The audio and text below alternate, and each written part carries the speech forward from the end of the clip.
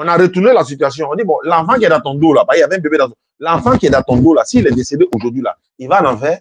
Elle dit non, il ne va pas en enfer. Son pasteur dit, il va en enfer. La femme l'a dit, il ne va pas en enfer. Abonnez-vous à la chaîne Débat interreligieux et n'oublie pas de liker et de partager. Merci.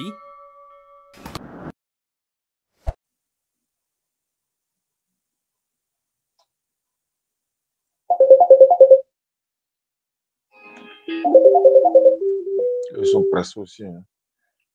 Ouais, ouais, je suis en live, non? Allô? Je suis en live. Ah, ouais. Oui. Allô? Allô, ça? Oui, allons-y. Ouais. Je disais, moi, je suis au Canada, je suis étudiant. D'accord. Je suis avec une famille qui a des parents chrétiens. Mais elle adore la religion musulmane depuis qu'elle avait ses 13 ans, mais elle ne pratique pas. D'accord. Moi, depuis que je l'ai connue, je la parle de la religion musulmane. Ce que je connais de la religion, je la dis ça au fait. Donc, comme j'ai votre niveau, j'aimerais que vous développez un peu. Et puis, si c'est possible, de faire la conversation maintenant. D'accord, il faut me la passer. Oui, elle est là. Oui. Bonsoir, ma soeur. Bonsoir. Bonsoir. Ça va bien. Comment vous vous appelez? Je m'appelle Jessica. D'accord, mais je veux savoir, vous êtes chrétienne, musulmane ou ni l'un ni l'autre? Bah, mes parents sont chrétiens. D'accord. Depuis que mon grand-père est décédé, j'y pense beaucoup, mais j'y pense depuis 20 ans parce que j'ai 36 ans aujourd'hui. Donc, mais est-ce que vous pratiquez actuellement une religion ou pas? Chrétien, ouais. Chrétienne catholique? Il y a catholique, puis d'autres, c'est quoi? Non, il y a les chrétiens catholiques, il y a les évangéliques, il y a les témoins de Jéhovah, il y a les roses. Chrétien catholique. Voilà. Catholique. Voilà. Maintenant, qu'est-ce que vous voulez savoir? Alhamdulillah, Rabbil Alamin, wa salatu wa salam ala rasulillah, salam alaikum à tous. Quelles sont vos préoccupations? Quelles sont vos inquiétudes? Quelles sont vos questions que vous aimeriez poser? Et puis avoir des réponses, bien sûr, Inch'Allah. Moi, je suis musulman.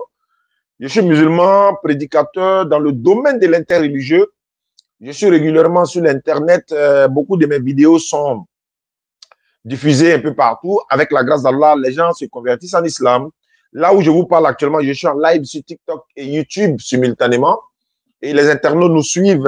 Voilà, c'est nos canaux de communication. Et à travers ces canaux de communication, quand on échange avec les non-musulmans, ça montre la véracité de l'islam. Vous savez, les échanges interreligieux, ça montre la véracité non seulement de l'islam et dans ce que les musulmans sont.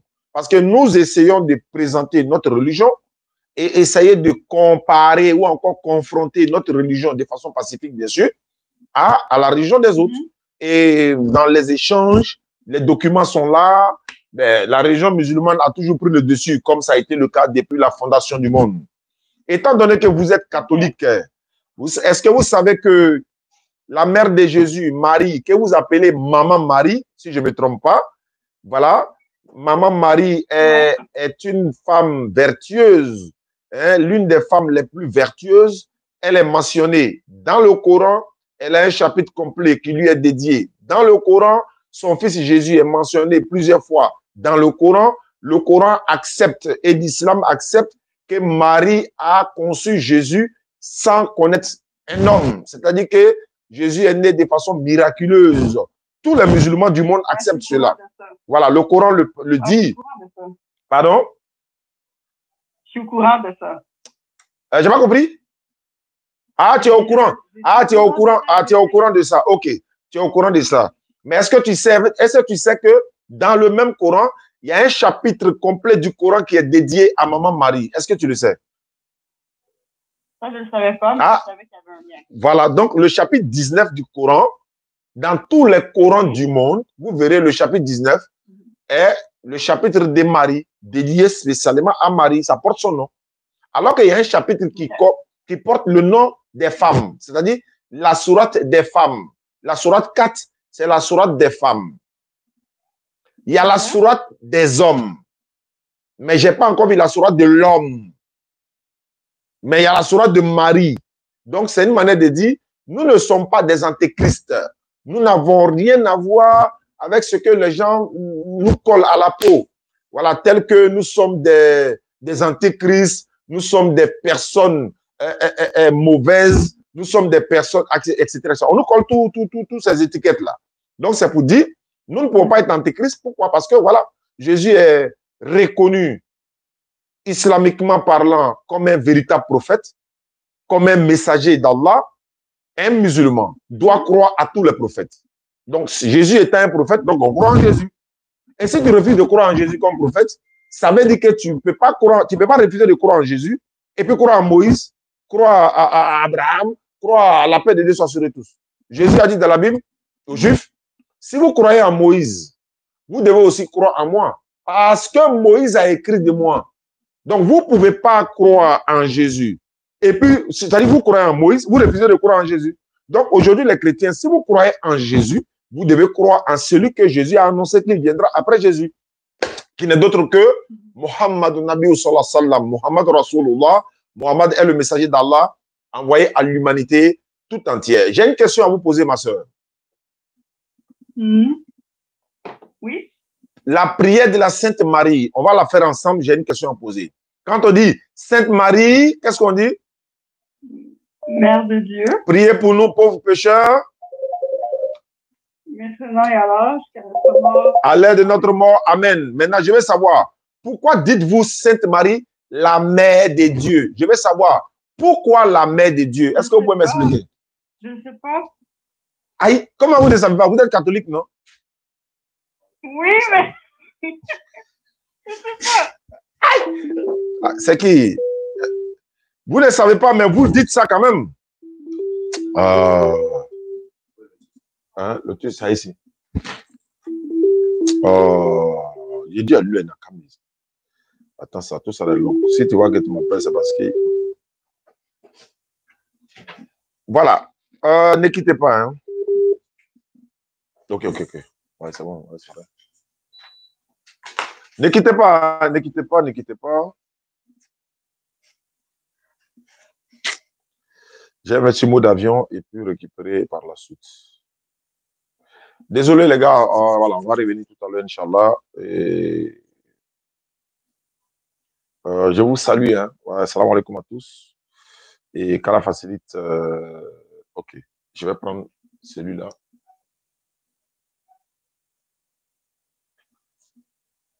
Voilà, salam alaikum à tous. Hein. Les gars n'arrivent pas à voter. Tiens. Depuis hier, ils ne comprennent pas. Ils disent, mais qu'est-ce qui se passe là? On n'arrive pas à voter. Donc, quand on nous dit la vérité, qu'est-ce qui se passe? On n'arrive pas à voter. Et puis, il y a un frère qui m'appelle, lui aussi, on doit échanger. On doit échanger sur Jésus est-il fils de Dieu? Est-ce que Jean-Luc peut faire ça? Bon, lui croit que Jésus est fils de Dieu. Oui, ma soeur. Oui. Voilà, donc, comme je le disais, lorsque vous dites Sainte Marie, la mère de Dieu, vous devez savoir l'éternel Allah, créateur des cieux et de la terre, qu'on appelle souvent Dieu, par but de langage, qu'on appelle l'éternel. Sinon, son nom, c'est Allah. Comment pouvez-vous concevoir que créateur des cieux et de la terre peut avoir une maman, alors que vous savez très bien que notre maman a existé avant nous. Or, rien n'a existé avant l'éternel Allah. Personne n'a existé avant lui. Voilà, rien n'existera après lui. Mais comment peut-il avoir une maman alors que notre maman a existé avant nous? Comment? Vous dites Sainte Marie, la mère de Dieu. Quand vous dites la mère de Dieu, là, c'est fort, hein? C'est lourd, hein? Ouais, c'est fort. Donc, si on dit Sainte Marie, mère de Jésus, moi, je suis d'accord. Sainte Marie, la mère de Jésus, je suis d'accord, il n'y a aucun souci en cela. Mais ma mère de Dieu, alors là. Donc, est-ce que vous avez des questions à poser, ma soeur? Pas pour le moment. Maintenant, moi, je vais savoir, qu'est-ce qui vous empêche à vous convertir, à devenir musulmane, par exemple? Ben, c'est pas un empêchement, c'est juste quand mes grands-parents sont décédés, j'y ai pensé. Ah, mais si tes grands-parents sont décédés, ils sont décédés musulmans ou non musulmans? Ils sont décédés chrétiens. Ah, alors il faut sauver ton âme parce que eux, décédés chrétiens, est-ce que tu peux me donner une garantie, par exemple, que les parents qui sont décédés chrétiens seront sauvés? Est-ce qu'il y a un verset biblique, voilà, qui peut nous dire, bon, comme peut-être... Non, il va falloir, parce que la Bible dit que le salut est personnel. Deutéronome 24, 16, La Bible dit personne ne porte le fardeau d'autrui, chacun est responsable de ses péchés. C'est la Bible qui le dit. Deutéronome 24, verset 16, et c'est répété dans Ézéchiel chapitre 18, verset 20 à 23 également. Donc, de votre position actuelle, si vous dites, non, c'est pas 0,7, ou ça, non, c'est pas le 0,794, mais c'est plutôt 0,594. Donc, c'est pas 0,794, 87, 58, 58, non, c'est 0,594, voilà. Donc, ma soeur, étant donné que vous n'êtes pas musulmane, si vous devenez musulmane à l'instant, sachez que non seulement l'Éternel Allah, il vous pardonnera tous vos péchés passés, sans même que vous croyez qu'un innocent est venu se donner en sacrifice pour vous. Parce que c'est ce qu'on vous a enseigné. On vous a enseigné, par exemple, que Dieu a fait venir un innocent, il vient se donner pour vous vos péchés. Comment vous pouvez concevoir que vous commettez le péché et puis ce péché retombe sur un innocent? Comment vous pouvez concevoir cela? Comment vous pouvez concevoir, par exemple, que vous, si vous êtes malade, vous n'êtes pas en bonne santé, vous avez une maladie, mais vous ne pouvez pas dire non, c'est maman qui va à l'hôpital pour aller avaler les comprimés ou alors encore aller faire les injections pour que vous puissiez retrouver la santé. Si votre enfant n'est pas en bonne santé, si on dit par exemple, voilà, les gens de la vaccination sont en train de se promener contre la poliomyélite, contre le paludisme et tout ça, on voit ça en Abidjan chaque fois. C'est une très bonne chose. Mais quand ils viennent pour faire les vaccinations ou bien encore les gouttes qu'on met dans la bouche des enfants et autres, là, je conseille même à les gens, quand vous voyez des gens qui sont dans ce côté-là, des personnes qui ont été vraiment envoyées par, voilà, par le gouvernement dans le côté de la santé, voilà, il faut vacciner les enfants. Parce que beaucoup d'enfants aujourd'hui sont restés handicapés parce qu'à la base, les parents n'ont pas voulu faire les vaccinations et tout ça depuis les bas âges. Donc, suivez ça. Donc, étant donné qu'ils viennent faire les vaccinations, mais pourquoi maman ne va pas, par exemple, il faut me vacciner, mon enfant est couché dans la maison, il va recevoir la guérison. Pourquoi? Mais pourquoi toi, ma soeur, vous péchez et puis on va imputer ça à quelqu'un, on va aller mettre ça sur un innocent, le fils de Marie, il n'est même pas au courant. Est-ce que, ma soeur, vous êtes là? Oui, je vous écoute. Voilà, alhamdulillah. Est-ce que le jour du jugement, l'Éternel Allah, il va aller dire à Adam, Adam, je vais te châtier. Adam dit, mais qu'est-ce que j'ai fait? Regarde tes enfants. Regarde ce qu'ils sont en train de faire dans le monde là-bas. Regarde ce qu'ils ont fait là-bas. Ils se sont ceci, cela. D'autres se sont transformés en garçons. D'autres se sont transformés en femmes. D'autres ont pris ceci. D'autres ont fait cela. Est-ce que Dieu va aller accuser Adam pour ça? Mais il se repose, il n'est pas au courant. Lui, il attend le jour, voilà, tout le monde va comparaître devant le tribunal de l'Éternel. Mais Allah ne lui accusera pas pour dire, non, je t'ai châtié Adam aujourd'hui. Voilà ce que tes enfants ont fait. Mais ce que les enfants d'Adam sont en train de faire aujourd'hui, est-ce qu'Adam est au courant? Moi, mon papa, père à son âme, il est couché dans la tombe actuellement. Mais ce que moi, je suis en train de faire ici, est-ce que pourquoi lui va prendre la responsabilité de ça? Il m'a montré la route. Il m'a dit de prendre cette voie. Il m'a donné l'éducation qu'il faut. Il a joué son rôle. Il est parti. Moi, maintenant, je viens déformer ça encore après lui. Et puis, Dieu va aller l'accuser encore pour ça, alors qu'il m'a dit de ne pas faire.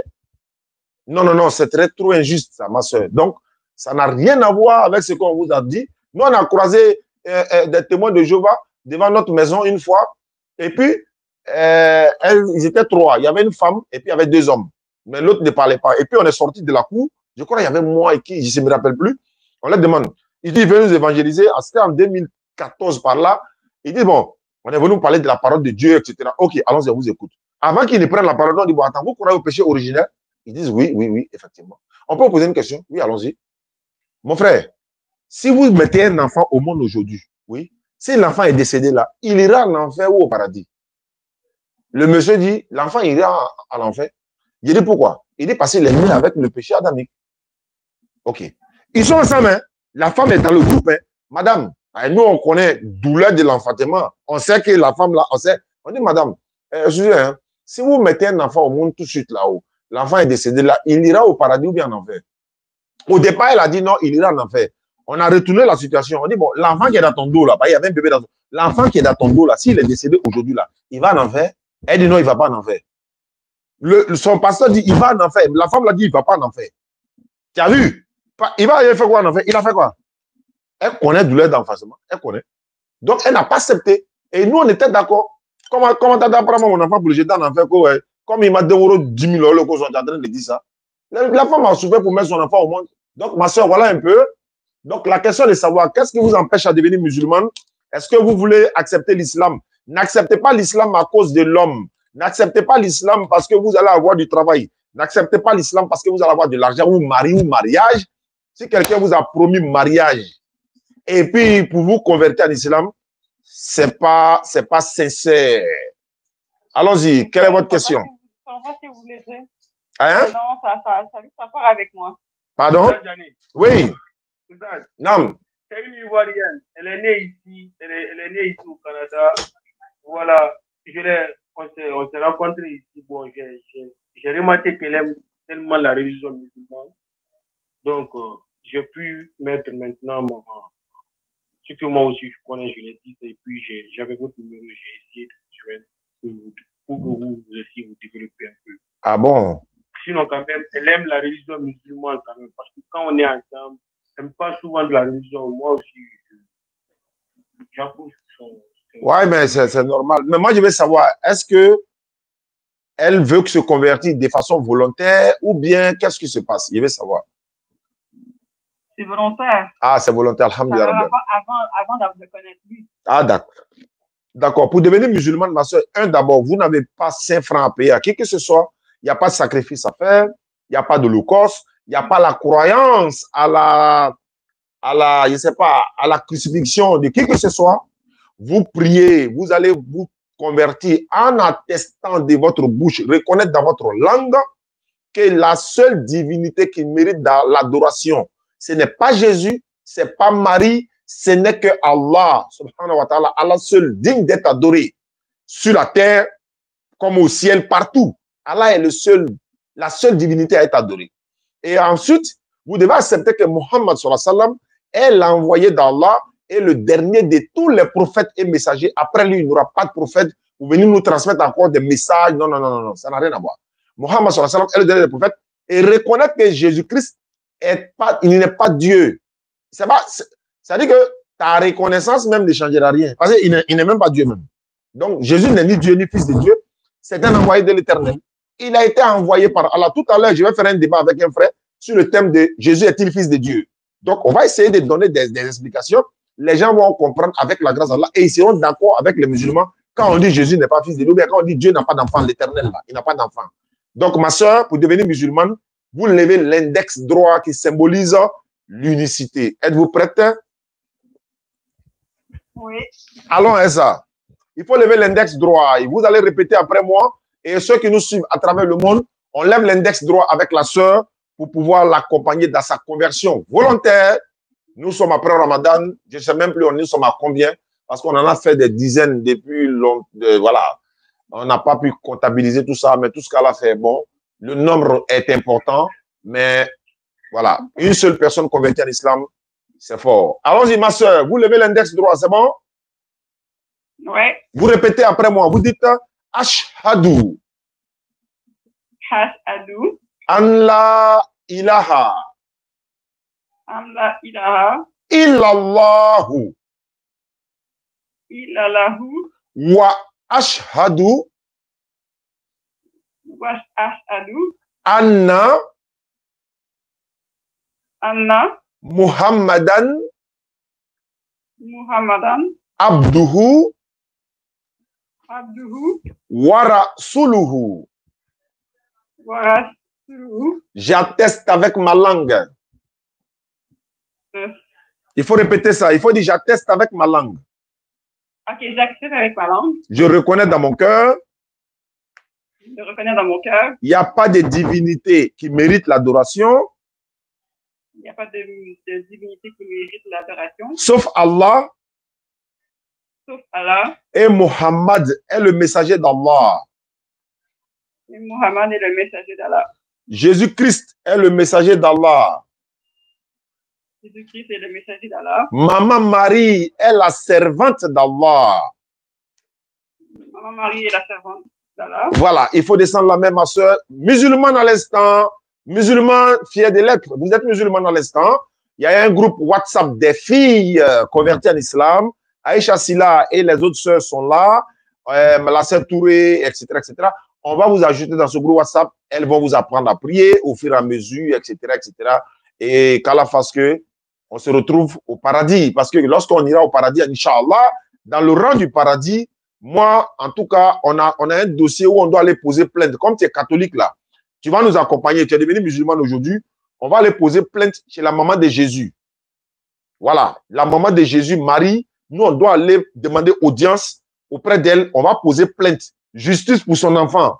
Ils ont pris son enfant comme Dieu. Ils l'ont divinisé. Ils l'ont envoyé pour venir se donner. J'ai demandé à elle, est-ce que toi, tu veux donner ton enfant pour venir se donner pour se faire exécuter ici? Il dit non. Il dit bon, est-ce que Marie, elle est au courant que vous êtes en train de dire que son enfant est venu se donner pour vous? Donc, nous, on doit aller poser plainte ça chez Marie là-bas. Donc, tu vas nous accompagner. Inch'Allah. Merci beaucoup, ma soeur. Merci, le frère. Donc, prends soin. Il faut prendre soin de ma soeur ivoirienne. Hein. C'est ma soeur ivoirienne. Donc, là, voilà. Je suis là pour la défendre aussi, Inch'Allah. Ok, salam alaikum. Wa alaikum salam. Momo de Bengue. Momo de Bengue. Allô? Allô? Salam alaikum. Ouais, ça va bien, alhamdulillah. Je suis en ligne, là. Il n'y a pas de souci, bon, je ne pense pas que ça va poser problème. Hein. Bismillah. En fait, j'ai un petit souci là avec madame, non? Ah. J'appelais pour savoir un petit peu quoi. Ah. Qu'est-ce que tu pourrais me dire sur ça et tout? Parce que j'ai un peu échangé un peu avec elle et tout. Ok.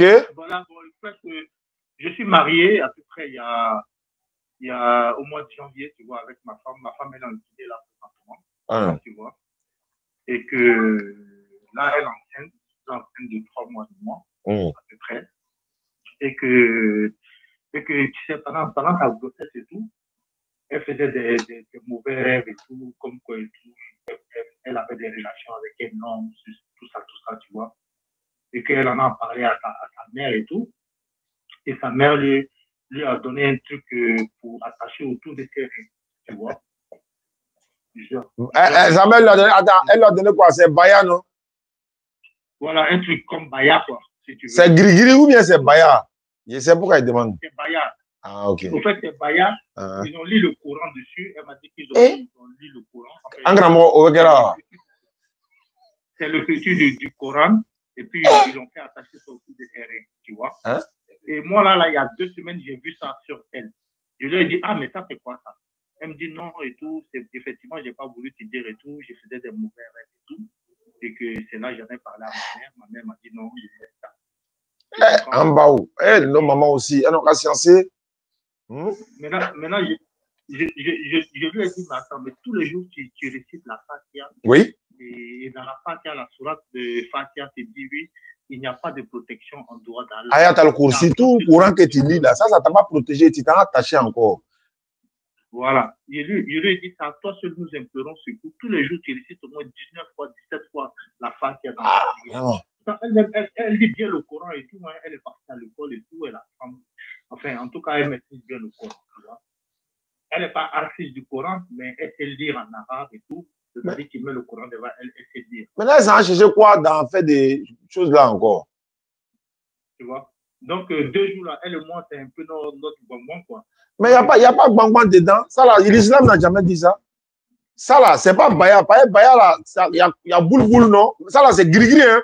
Ça, c'est pas Baya, ça, c'est gris-gris. Ouais. C'est avec peau, non? C'est avec peau, non?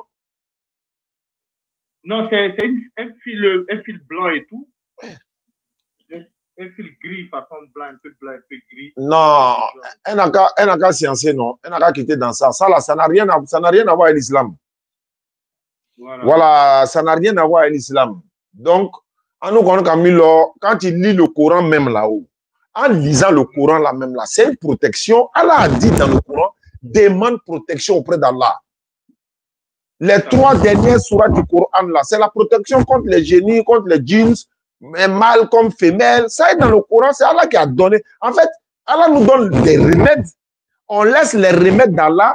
On s'en demande protection auprès des mâles, comme Allah dit dans le Coran. Il demande des mâles, demande protection auprès des djinns, etc. Voilà ça. Demain là, quand il dit demain, dans l'avenir, quand elle va avoir des enfants, elle va courir encore pour venir derrière les ustaz. Et mon enfant là, il voit des maris de nuit, il voit des femmes de nuit. Ouais, mais c'est là-bas, ça commence ici. C'est comme si tu as signé un pacte sans t'en rendre compte. Dans 10 ans, ça se répercute maintenant. Vous commencez à courir maintenant derrière les imams pour aller fatiguer nos imams, alors que c'est toi-même qui es à la base. Ah, tiens. Non, non. Tous les jours, elle récite Ataya pour dormir. Tu vois, il a dit, mais c'est suffisant. Tu récites C'est bon, c'est très bien. Ça n'a rien à voir avec l'islam. Voilà. Elle me dit si sa maman ne voit pas ça, si elle va mal le prendre. Ah, si sa maman, le jour où maman va décéder là, si on dit, elle n'a qu'à prendre sa place dans la tombe là, elle va accepter. Dans ce recueil là, elle va accepter. Ah, tiens. Allah dit, si l'un d'eux t'appelle à m'associer ceux dont tu n'as aucune connaissance, alors désobéis-les. Tu dois désobéir aux parents tant que ça rentre dans le shirk. Même si tu les désobéis avec la manière, la manière, mais tu ne dois pas accepter ça. C'est pas bon. C'est pas bon. C'est clair. Donc là, c'est notre discours 2 jours là, je vais dire dans le mec, voilà, un agent de voilà, tout, ça va bien se passer, Inch'Allah. D'accord. Ok. Merci beaucoup. Non, on est ensemble, c'est la MIFA, non? Salam alaikum. En tout cas, et puis, pour la congé, là, comme j'ai dit, là, à la fin du mois, là, Inch'Allah, je vais t'envoyer 50 €. Tout le mois, j'enverrai 50 €. Non, le congé, on a suspendu d'abord. Ah, vous avez suspendu. La raison pour laquelle on a suspendu, parce que il y a le centre de la DDL, le centre islamique qui va encadrer les convertis. En même temps, la formation de l'interreligieux, là, ça va commencer bientôt. Donc, on a fait une réunion. Les vrais m'ont mis en face d'une réalité. Ciao. Entre toi, c'est-à-dire que, comment on appelle ça en français même? Voilà, ta priorité, c'est-à-dire toi, ton projet de voiture, qui est un projet certes pour toi, pour faire la dawa, on est d'accord, mais et le projet de la communauté, le centre complet, on fait quoi? On attend le centre d'abord, on trouve ta voiture, et après on vient. J'ai dit non, moi, mon projet ne peut pas passer au-dessus du projet de la communauté, c'est pas possible. C'est pour la communauté d'abord. Si on a pu construire le centre, peut-être que pendant qu'on est en train de construire le centre, quelqu'un peut ouvrir Kwandi là même. Mais pour le moment, donc on a stoppé. On va parler plus du centre très bientôt quand ça va commencer. Mais voilà, c'est pourquoi. Donc, mais pour le moment, j'ai fait des puits, les projets de puits, tout ça, ça va, il n'y a pas de problème. Mais dès que le centre va commencer, on va se baser sur le centre d'abord. Le projet de Kwandi est mis en pause. D'accord, mais il n'y a même pas de souci. Ben, tous les mois, j'enverrai 50 €. Le peu que je peux, j'enverrai. Ah, comme tu insistes, sinon, bon, comme toi, tu insistes, il n'y a pas de problème. Ça peut payer connexion, ça peut payer, voilà, ça peut payer carburant, ça peut payer café, ça peut payer beaucoup de choses pour faire la dawa, ça peut payer beaucoup de choses. Ouais, Inch'Allah. Il n'y a pas de problème. Ouais. Il n'y a pas de problème. D'accord. Ok, gros bisous à bébé ordinateur et notre bébé aussi, comment il s'appelle ton dernier là. Abdul Majid. Abdul Majid. Oui. Voilà. D'accord. Gros bisous aussi à lui et puis Momo de Bengue. Merci beaucoup mon frère. Qu'Allah facilite. Merci. Ok. On va aller là-bas maintenant parce que le frère m'a appelé tout à l'heure et je le rappelle. Le débat commence maintenant. Je vais mettre, voilà, les votes là, ça passe pas, hein, les gars. Personne n'arrive à voter, je ne sais pas pourquoi. Donc, je les ai envoyé un message, je les ai dit, ah, ils n'ont qu'à essayer de revoir. On n'arrive pas à voter. Je ne sais pas, il y a quoi? Au moins, on est en tas, les gens sont en tas, on n'arrive pas à voter. Allô? Allô? Allô? Aïe. Allô? Il t'entend pas? Il va rappeler. Bon, on n'arrive pas à voter, je ne sais pas. On a fait fatiguer, mais c'est blanc, ça passe pas. Depuis hier, je les ai envoyé un message, j'ai dit, mais ils n'ont qu'à revoir, je ne sais pas, il y a quoi? Ça bug, c'est gâté, il y a quoi? Donc, ils n'ont qu'à nous dire. Allô? Allô? Fadiga, merci beaucoup. Quand tu récompenses. Allô? Aïe. Quoi? Attends. Allô? Ah là. Mon frère, mais à ton niveau là-bas, tu n'as pas mis haut-parleur, tu n'as pas mis écouteur, tu n'as pas mis quelque chose? Si tu m'entends? Ah, moi, il vient de parler à un moment tout à l'heure, ça passe propre, et puis pour lui, passe pas. Bon, en attendant pour lui, je vais mettre... Il y a un gars qui m'a envoyé un message, il m'a dit, mais salut dans le nom du Seigneur Jésus. Allô? Allô? Ah là, il y a décroché, hein? Allô?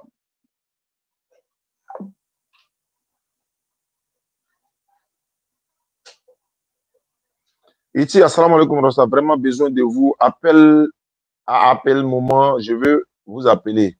C'est qui? Allô? Oui, salam alaikum, frère. Il faut envoyer un message vocal. Il faut envoyer un message vocal. Je vais essayer d'appeler. Voilà, lui là, il m'a envoyé un message. Il a dit ceci. D'abord, c'est moi qui viens de vous appeler. Il dit bon après-midi, bon dimanche, dans la paix, de grâce et l'amour du Christ Jésus. J'aimerais lui demander. Il s'appelle LT Christo Obinan. J'aimerais lui demander. Jean-Luc est là, hein? Jean-Luc, je ne t'ai pas oublié. Dans un instant. Dans un instant. Ouais, il n'y a pas de souci. Dans un instant.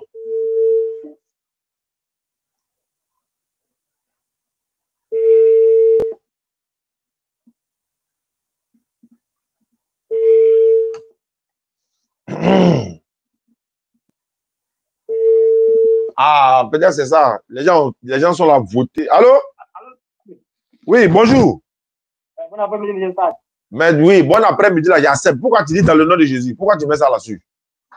Il faut ouvrir la porte. Mais, il dit bon après-midi dans le nom de Jésus, parce que Jésus qui est notre sauveur. Ouais, il faut lever chaussures, tu viens. Tu dis dans le nom de Jésus, c'est Jésus qui est votre sauveur. Toi, ton sauveur, mon sauveur. Ah, moi, mon sauveur, toi, ton sauveur. Ouais, assieds-toi, mon frère. Ah, c'est toi? Oui, c'est moi. Mais la pluie t'a tapé là. Mais tu pourrais ne pas venir, mais c'est pas grave comme tu es là. Allô, jeune frère? Allô? Allô, ça. Bon, je peux te rappeler. Je peux te rappeler, non? Il n'y a pas de problème. Attends, c'est toi qui es à Korogo là? Non, moi, je suis à Yamsoukro. Mais pourquoi la dernière fois, moi, il t'a appelé, il est passé à Yamsoukro, puis tu as refusé de venir? C'est que tu étais occupé. Mais il t'a dit que je suis bien à Yamsoukro. Tu as dit oui, je suis venu, il t'a appelé. Tu as fermé ton téléphone. Non, c'est pas moi. Ah, c'est pas toi? Oui, oui. Mais toi, tu es chrétien, non? Oui, oui. Catholique? Non, non. Tu es quoi? Chrétien. Tu es chrétien tout court, non? Évangélique. Ah, évangélique. Maintenant, tu m'as envoyé un message là, c'est pourquoi? Bon, la dernière fois, bon, je vais ton live là. Oh. Quand j'étais en débat là-bas, j'ai vu ton numéro, il était écrit, je salue un peu. Maintenant, tu me salues. Pourquoi tu me salues dans le nom de Jésus? Pourquoi? Tu me provoques quoi? Je ne t'ai pas provoqué, mais j'ai dit que notre sauveur. C'est lui qui est votre sauveur. Ah, ton sauveur, moi, mon sauveur. Mais pourquoi la Bible dit qu'il est sauveur pour les enfants d'Israël? Pourquoi? C'est vous qui l'interprétez ainsi. J'ai dit la Bible dit, il n'y a pas d'interprétation, c'est écrit noir sur blanc. Maintenant, comme c'est écrit noir sur blanc, celui qui refuse ça là, c'est lui qui interprète maintenant. Moi, il dit c'est écrit. Jésus est sauveur pour Israël. Tu dis il interprète. Est-ce que c'est faux? Bon, c'est pas faux, mais. Ah, voilà l'interprétation. Le mais là, c'est interprétation maintenant. On doit se comprendre en fait. Bon, on a qu'à se comprendre. Alors, il y a de la visite, hein. Donc, allô, faut finir. Je vais prendre ton numéro. Je dois passer à Yamsoukro dans quelques jours. Il est garé, il est fait petit pour toi et toi. Faut pas fuir, hein. Non, moi, je ne fuis pas, hein. Voilà, tu veux qu'on parle de quel thème quand il est venu à Yamsoukro là? Bon, si c'est que tu vas nous conduire. Non, il faut donner un thème. Parce que si moi, il donne un thème là, tu ne peux pas t'en sortir. Avec la grâce, tu ne pourras pas. Moi, je crois à la divinité de Jésus. Toi, tu crois à ça, non? Oui, oui. C'est ce thème-là que tu peux développer, non? Bon, moi, quand je disais, mon Dieu, c'est ça aussi, tu vas aller avec moi, je suis prêt. Non, moi, il te laisse le choix de choisir le thème que tu veux. D'accord, ça me va. Ok, ça te va. Oui. Mais en attendant que je vienne à Yamsoukro là, selon la Bible, là, qui a envoyé Jésus? Dieu. Ah, d'accord. Ok, donc à tout à l'heure à Yamsoukro. D'accord. C'est Dieu qui l'a envoyé, non? Oui, oui.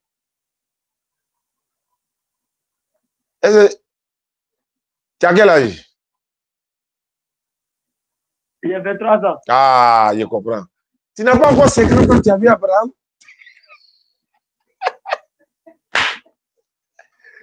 Il y a un vieux père qui dit il ne faut pas y rire quand il fait live. Vieux père, je ne peux pas m'en passer. Et là, ce qu'il dit. Je sais pas, il ne peut pas m'en passer. Il regarde ce qu'il dit. Il s'en fait débat avec moi, Jésus est Dieu. Hein. Je lui demande qui a envoyé Jésus. Il dit c'est Dieu. Débat ça là. C'est déjà fini en 2 minutes. Il y a le fait qu'un débat encore. Voilà pourquoi il a demandé à quel âge. Parce que s'il avait 50 ans, il n'allait pas répondre comme ça. C'est pas qu'il a 23 ans. C'est pas qu'il a 23 ans. Non, c'est parce qu'il disait que c'est Jésus qui l'a envoyé lui-même. Ça me donne le verset alors que le verset n'est pas écrit. Selon les Écritures, c'est Dieu qui l'a envoyé. Attends, c'est pas écrit que c'est Dieu qui a. Attends. Tu as dit quoi, mais je n'ai pas compris même. C'est pas écrit que Jésus lui-même t'a envoyé. Non, hein? Jésus, non. Oui, mais maintenant, comme c'est pas écrit que c'est lui-même qui s'est envoyé, et que c'est Dieu qui l'a envoyé. Maintenant, son lui-même qui s'est envoyé là, c'est écrit dans quelle partie de toi, ton livre, pas la Bible, hein, pas ton livre là, c'est dans quel chapitre de ton livre là? Oui. Je n'ai pas compris. Il a dit que Dieu l'a envoyé parce que si il disait que Jésus t'a envoyé lui-même là. Je n'aurai pas de verset pour prouver. Ça, c'est pas écrit. Maintenant, pourquoi tu dis ça alors que c'est pas écrit? Donc, tu vas dire des contre-vérités. Il a parlé français maintenant. Il a dit tu mens, mais tu vas dire des contre. Hein? Il t'a répondu dans un témoin, il dit que c'est Dieu qui l'a envoyé. C'est ça qui est vrai, non? Oui, c'est ce qui est vrai, c'est ce qui est écrit. Maintenant, il s'est envoyé lui-même là. Ça aussi, c'est vrai ou bien ça, c'est faux? Mais c'est pas ce qui est écrit. Non, je veux savoir, est-ce que ça, c'est vrai? Quand toi, tu as dit, il s'est envoyé lui-même là, est-ce que c'est vrai ou bien c'est faux? Mais moi, il parle la Bible. Si je ne sais pas écrire la Bible, il ne peut pas dire ça. Je veux savoir, quand tu vas dire dans ta bouche, Jésus s'est envoyé lui-même là-haut, alors que ce n'est pas écrit. Maintenant, toi, il s'est envoyé lui-même là. Est-ce que ça, c'est vrai? Il ne peut jamais dire ça, en tout cas. Ah, donc, ça veut dire, en fait, c'est français, hein? Ça veut dire c'est faux. Voilà, c'est une manière de dire c'est faux. Donc, quand il dit je ne peux jamais dire ça, pour ne pas dire c'est faux, il utilise le mot je ne peux jamais dire ça. Merci beaucoup. Comment tu t'appelles? Je m'appelle Christ. Christ. Et c'est que tous les Jésus ne sont pas Christ. Et tous les Christ ne sont pas Jésus. Voilà, toi tu es Christ. Toi tu es Christ, mais tu n'es pas Jésus. Tu vois, non? Toi tu es un Christ, mais tu n'es pas Jésus. Tu t'appelles Christ, il allait dire. Tu t'appelles Christ. D'accord. Donc, quand il passera à Yam Sokro, je vais t'appeler. Mais je souhaite que tu viennes avec une ou deux personnes. Est-ce que c'est possible? Parce qu'on va s'asseoir à l'espace mot fêté là. On appelle ça un petit poteau. Voilà, on va faire ça quelque part là. Pas de problème. D'accord. Merci beaucoup, frère Christ. Ok, merci, monsieur Otad. D'accord. Ok, je vais enregistrer son numéro rapidement et puis on va recevoir le frère. C'est toi qui devais venir me voir là. On dirait que tu es enseignant. Tu es enseignant, non? Non, je ne suis pas enseignant. Mais tu dis que tu as fermé la classe. Non, ce n'est pas moi qui ai fermé la classe. Moi, j'étais appelé aux environs de 9 heures. Aujourd'hui là? Ah, et puis tu as dit que tu vas venir à 17 h là. Et puis tu dis que tu as une dizaine de questions à poser là. Mais moi, le laboratoire n'est pas en bonne santé. J'aurais souhaité que... Tu peux? Hein? Ouais, ça va le remonter un peu. Peut-être que c'est ça qui... Bon, parce que les questions-réponses, je pense qu'il a précisé, hein, il n'est pas venu pour faire débat. Il est venu, il a une dizaine de questions. Et comme lui, il est très pédagogue dans son domaine, et dans ce domaine, j'allais dire, moi, je vais m'asseoir à côté, je vais prendre note. Ce qu'il va dire me sert aussi de... Il prend coup à lui, en toute modestie, quoi. J'enlève ce micro. Je vais même prendre le téléphone pour mettre sur un trépied pour que le chant soit plus bon, plus propice. Attends.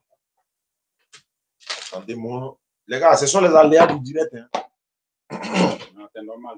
Voilà, donc, voilà. Il faut passer d'abord.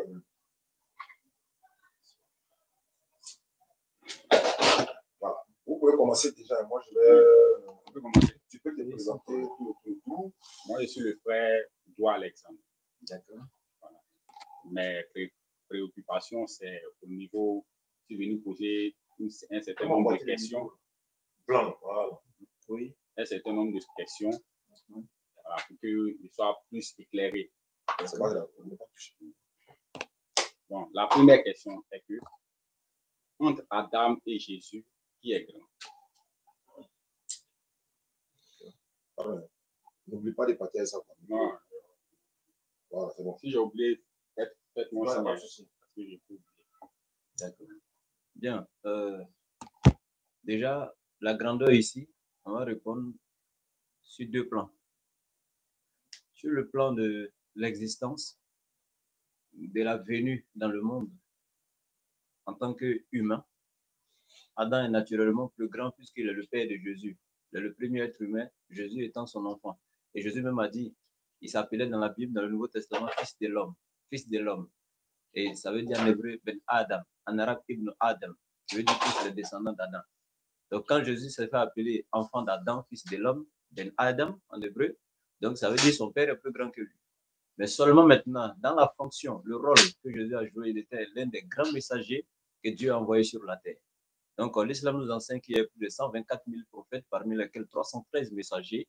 Et parmi ces 313, il y en a qui sont appelés Ulul Azmi min ar-Rusul, les plus, ceux que Dieu a honorés et l'a placé au-dessus encore des autres, parmi lesquels encore, il y a 25 qui sont cités dans le Coran. Parmi les 25, il y a encore 5, dont Noé, Abraham, Moïse, Jésus et Mohammed.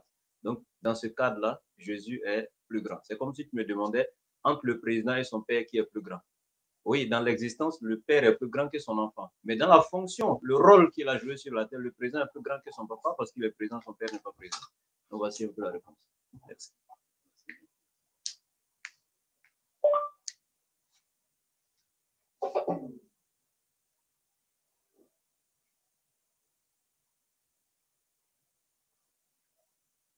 C'est bon? La question? Oui. Oh, okay. Est-ce qu'un prophète peut pécher? Bien. Est-ce qu'un prophète peut pécher? Bien. Est-ce qu'il y a eu des prophètes qui ont péché? Bien. Ok, il n'y a pas de problème. Chez nous, en islam, les prophètes ne pêchent pas. Mais oui, je reconnais que dans la Bible enseigne que les prophètes ont péché. Mais chez nous, en islam, je pèse mes mots. Chez nous, les prophètes ne pêchent pas. Voilà. Et bien, chez nous, les prophètes ne pêchent pas. Mais les prophètes étant des humains, et l'attribut de la perfection absolue n'étant qu'appartenant à Dieu seul, les prophètes peuvent commettre des erreurs, des fautes, mais pas des péchés. Il y a une différence entre l'erreur et le péché. Parce que le péché se définit même par la Bible elle-même étant quoi? Le fait de transgresser la loi de Dieu après avoir eu connaissance d'elle. Comment pouvez-vous imaginer les prophètes qui ont reçu cette loi, donc naturellement qui ont la connaissance première de cette loi, et ensuite sont mandatés par Dieu pour nous transmettre cette connaissance, vont eux-mêmes transgresser cette loi. Comment seront-ils dignes devant nous de nous transmettre un message que nous avons déjà transgressé? Un prophète qui ment et qui vient te dire de ne pas mentir.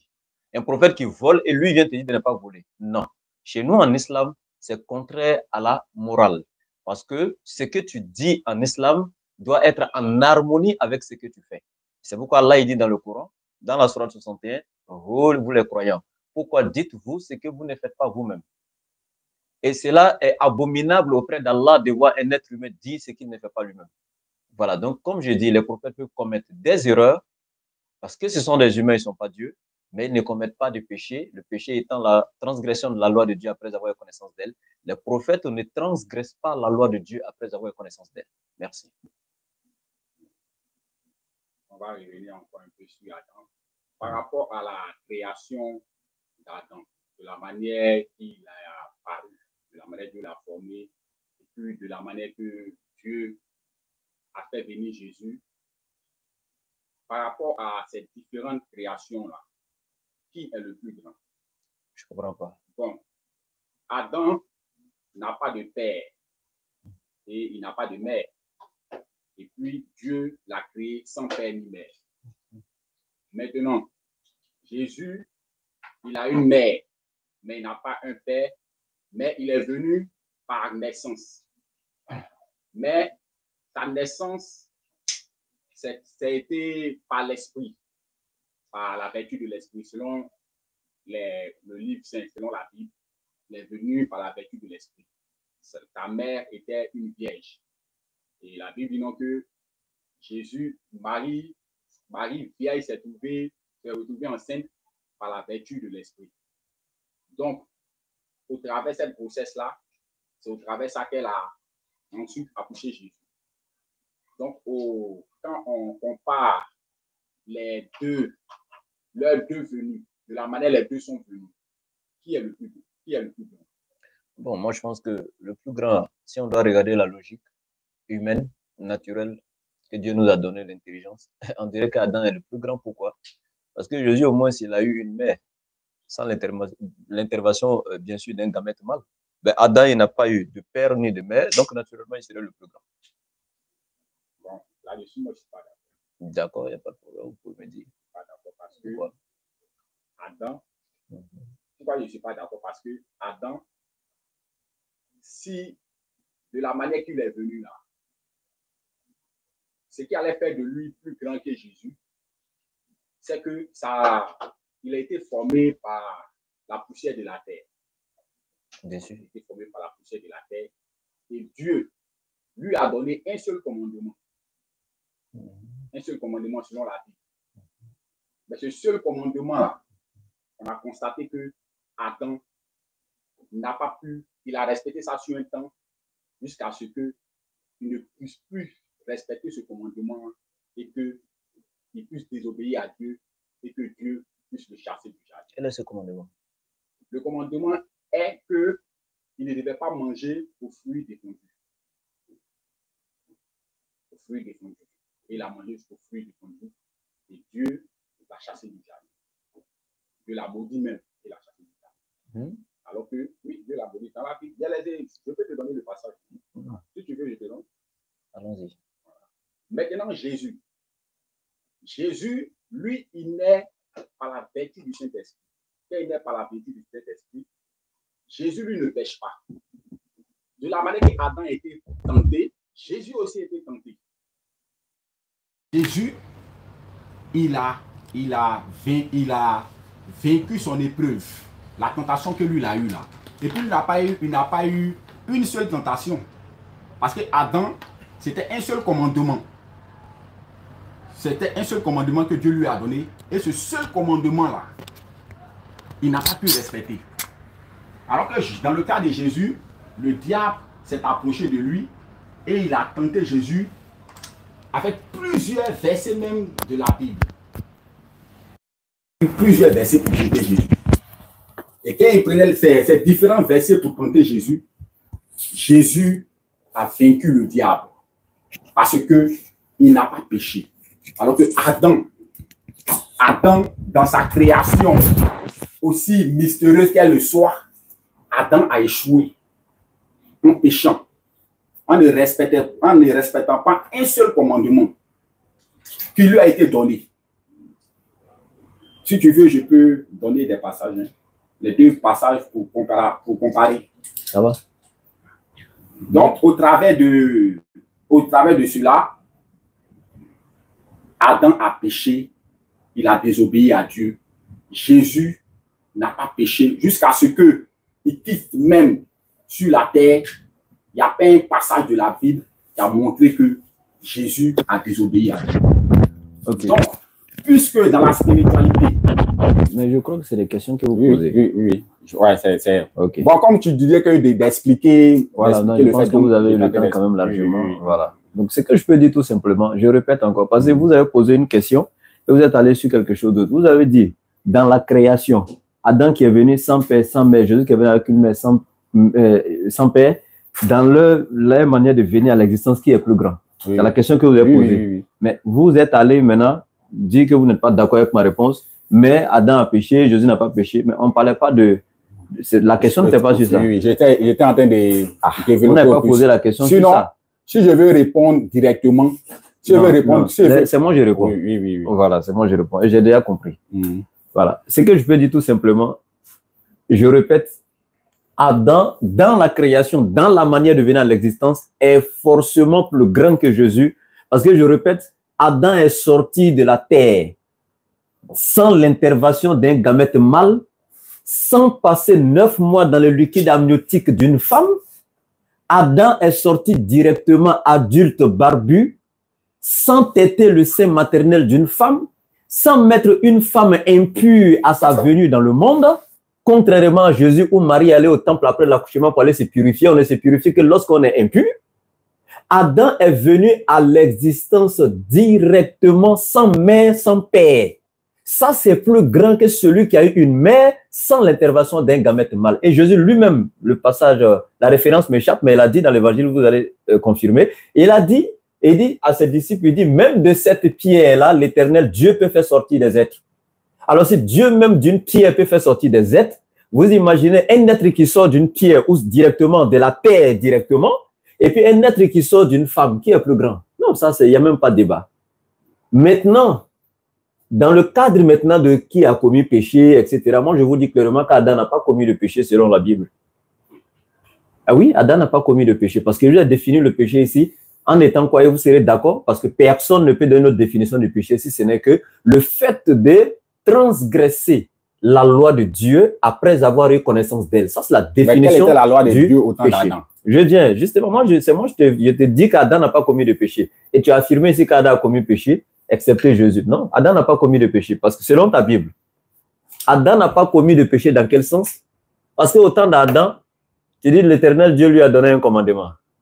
En d'autres termes, une loi, c'est ça? Oui. Adam avait-il la connaissance du bien et du mal avant de transgresser à cette loi? L'Éternel Dieu lui a donné une loi. Est-ce que Adam avait la connaissance du bien et du mal avant de désobéir? Mais il était intelligent. Tu ne répondais pas à ma question. Est-ce qu'il avait la connaissance du bien et du mal? Il n'avait pas la connaissance du bien et du mal. Ok, maintenant je continue. Vous savez, il y a la mémoire de réflexion que Dieu nous a donnée. Il y a la mémoire de rétention et il y a le discernement. Trois choses. Adam n'avait pas ce discernement, la faculté de distinguer le bon du mauvais, le vrai du faux, le juste du mal. Adam était dépourvu de ça. Dieu ne lui a pas donné ça. Et maintenant, si le péché se définit par la transgression de la loi de Dieu après avoir eu connaissance d'elle, Adam, c'est après avoir mangé ce fruit-là qu'il a eu automatiquement la connaissance du bien et du mal, du juste et du faux. Et c'est en ce moment qu'il va se rappeler maintenant que lui-même, il était nu, quelqu'un qui est intelligent. Et c'est maintenant, il va courir chercher maintenant des feuilles pour se couvrir avec sa femme. Donc, il ne savait rien. C'est comme toi, tu prends un enfant de 2 ans, 3 ans, il est là, il y a du feu ou bien il y a la prise là, et puis tu lui dis, ne touche pas à ça, hein. Tu lui as donné un ordre ou pas. Mais l'enfant est dépourvu du discernement. Quand il va et puis il met sa main dedans, tu vas le sanctionner, tu vas frapper encore le bébé de 3 ans. Pourquoi tu as mis ta main et puis tu vas le frapper? Non. C'est plutôt toi, on va culpabiliser. Pourquoi? Parce que l'enfant n'a pas le discernement. Tu lui as donné une loi, certes, mais il n'a pas le discernement. Donc, selon la Bible, Dieu donne un ordre à Adam, mais il n'a pas le discernement. Et c'est après avoir mangé qu'il va se rendre compte que, donc ça là, il va avoir automatiquement le discernement. C'est comme l'enfant, après avoir sa main dans le feu, prochainement, quand il voit feu, il fuit, sans que personne ne lui donne conseil. Et donc, dans ce cadre-là, est-ce que tu vas châtier l'enfant? Non. C'est pourquoi Adam ne va pas en enfer pour ça. Il a commis une erreur selon l'islam et non un péché, et la Bible confirme cela. Adam n'a pas commis de péché. Donc la désobéissance n'est pas un péché. C'est un péché seulement si tu le fais avec le discernement après avoir la connaissance du vrai du faux. La Bible ne le dit pas. Hein? La désobéissance est un péché. Même sans le discernement? Non, je viens. Donc si ton enfant de 3 ans t'a désobéi, non, je viens, calme-toi. Dans les 10 commandements, tu honoreras ton père et ta... Donc, il dit, même sans le discernement, la Bible ne dit pas ça, non? Ok. Donc, considérant que ton enfant de 2 ans t'a giflé, est-ce qu'il a honoré son papa? Ce que je veux te dire. Attends, non. Tu ne discutes pas avec moi. Pardon, je vais te donner la parole. Tu ne discutes pas avec moi. J'ai dit de suite, là.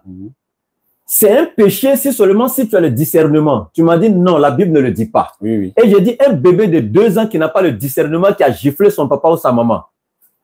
Alors que la Bible dit, tu honoreras ton père et ta mère. Adam avait le discernement. Il faut te calmer.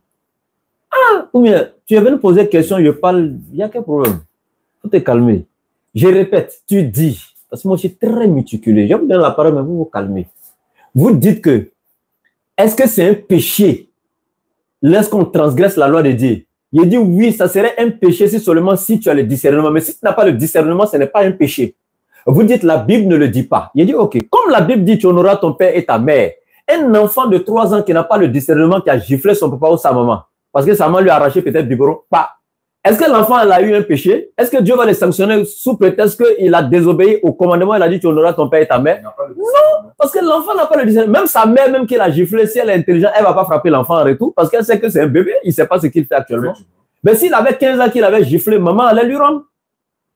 Donc, ça, il n'y a pas de débat. Maintenant, on revient. Prouvez-moi qu'Adam avait le discernement. Ok. Adam a nommé les animaux. Et Adam, la preuve qui prouve que Adam était mature. Donnez-moi les passages dans la Bible. Il a nommé les animaux. Je vais te donner, reste tranquille d'abord, je vais parler. Tu as fait à quelqu'un qui est posé. Hein. Non, toi tu es venu poser des questions ici. Oui, je pose. C'est moi, je fais cadeau pour te laisser parler un peu. Sinon, si je voudrais, je n'allais pas te donner la parole. C'est moi qui te fais cadeau. Voilà. Adam a nommé les animaux.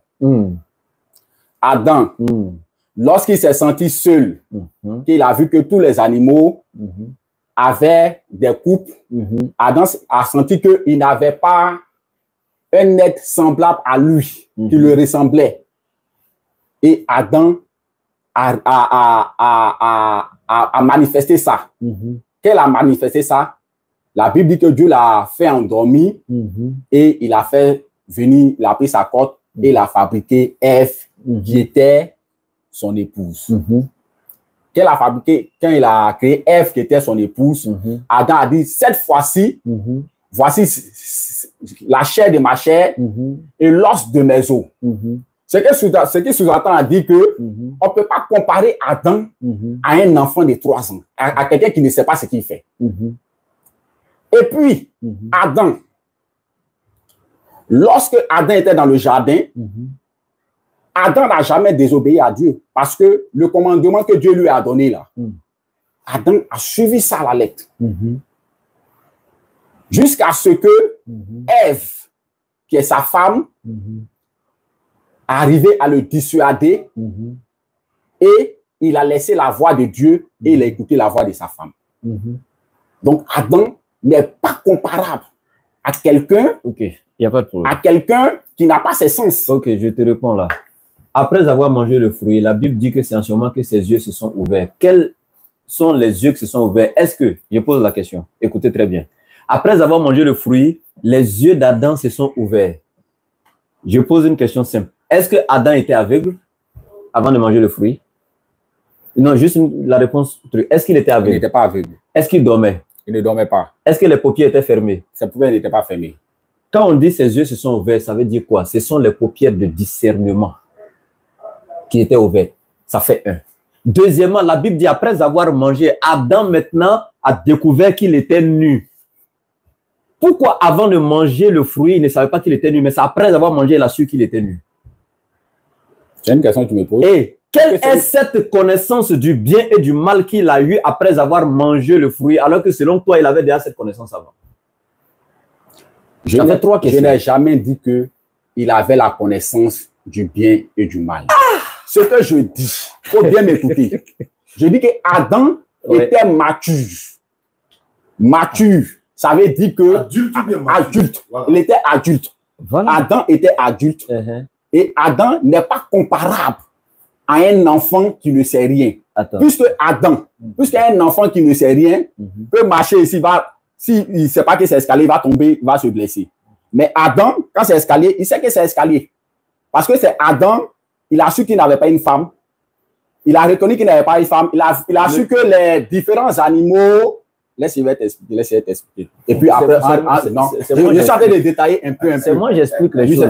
Je te fais un cadeau. Mais tu m'as donné le cadeau, donc je profite un peu de ton cadeau pour... Voilà, mais malgré que je te fais cadeau, mais si ça sera comme un débat. Mais pendant que toi tu parles, si je peux t'arrêter un peu quelque part pour dire quelque chose, je vais le dire. Oui, je te donne l'exemple d'un enfant. Jésus-Christ a dit, celui qui ne comprend pas les choses terrestres ne peut pas comprendre les choses célestes. D'où je prends l'exemple sur un enfant pour te donner. Le fait de manifester la volonté de quelque chose qui nous manque. Même l'enfant, même là, quand il a faim, quand son lait lui manque, là, il manifeste à sa maman. Souvent par les pleurs ou autres. L'enfant même regarde sa maman et puis dit maman. Même à 3 ans, l'enfant appelle derrière sa maman, il appelle son papa, papa. Il les appelle par leur nom. Ça ne veut pas dire qu'il a le discernement. Je dis, Adam, là, je répète et je dis, la Bible dit, après avoir mangé le fruit, là, ses yeux se sont ouverts. Toi, tu as répondu que ses yeux n'étaient pas fermés. Oui. Mais c'est quel œil qui était ouvert en dehors de l'œil du discernement et c'est quelle connaissance du bien et du mal qu'il a eu après avoir mangé le fruit. Voilà. C'est le fruit qu'il a mangé. Le fruit qu'il a mangé là. Le fruit qu'il a mangé là. La Bible dit que... Qu'est-ce que la Bible dit là? Il y a une parole de la Bible qui est claire. Voici les malédictions qui vont te suivre lorsque tu vas désobéir à la parole de Dieu. Lis. Je fais lire. Non, il faut lire maintenant. En même temps, un coup sec. Il n'y a pas de problème. Faut lire. Mais ma question est claire et simple sur Adam.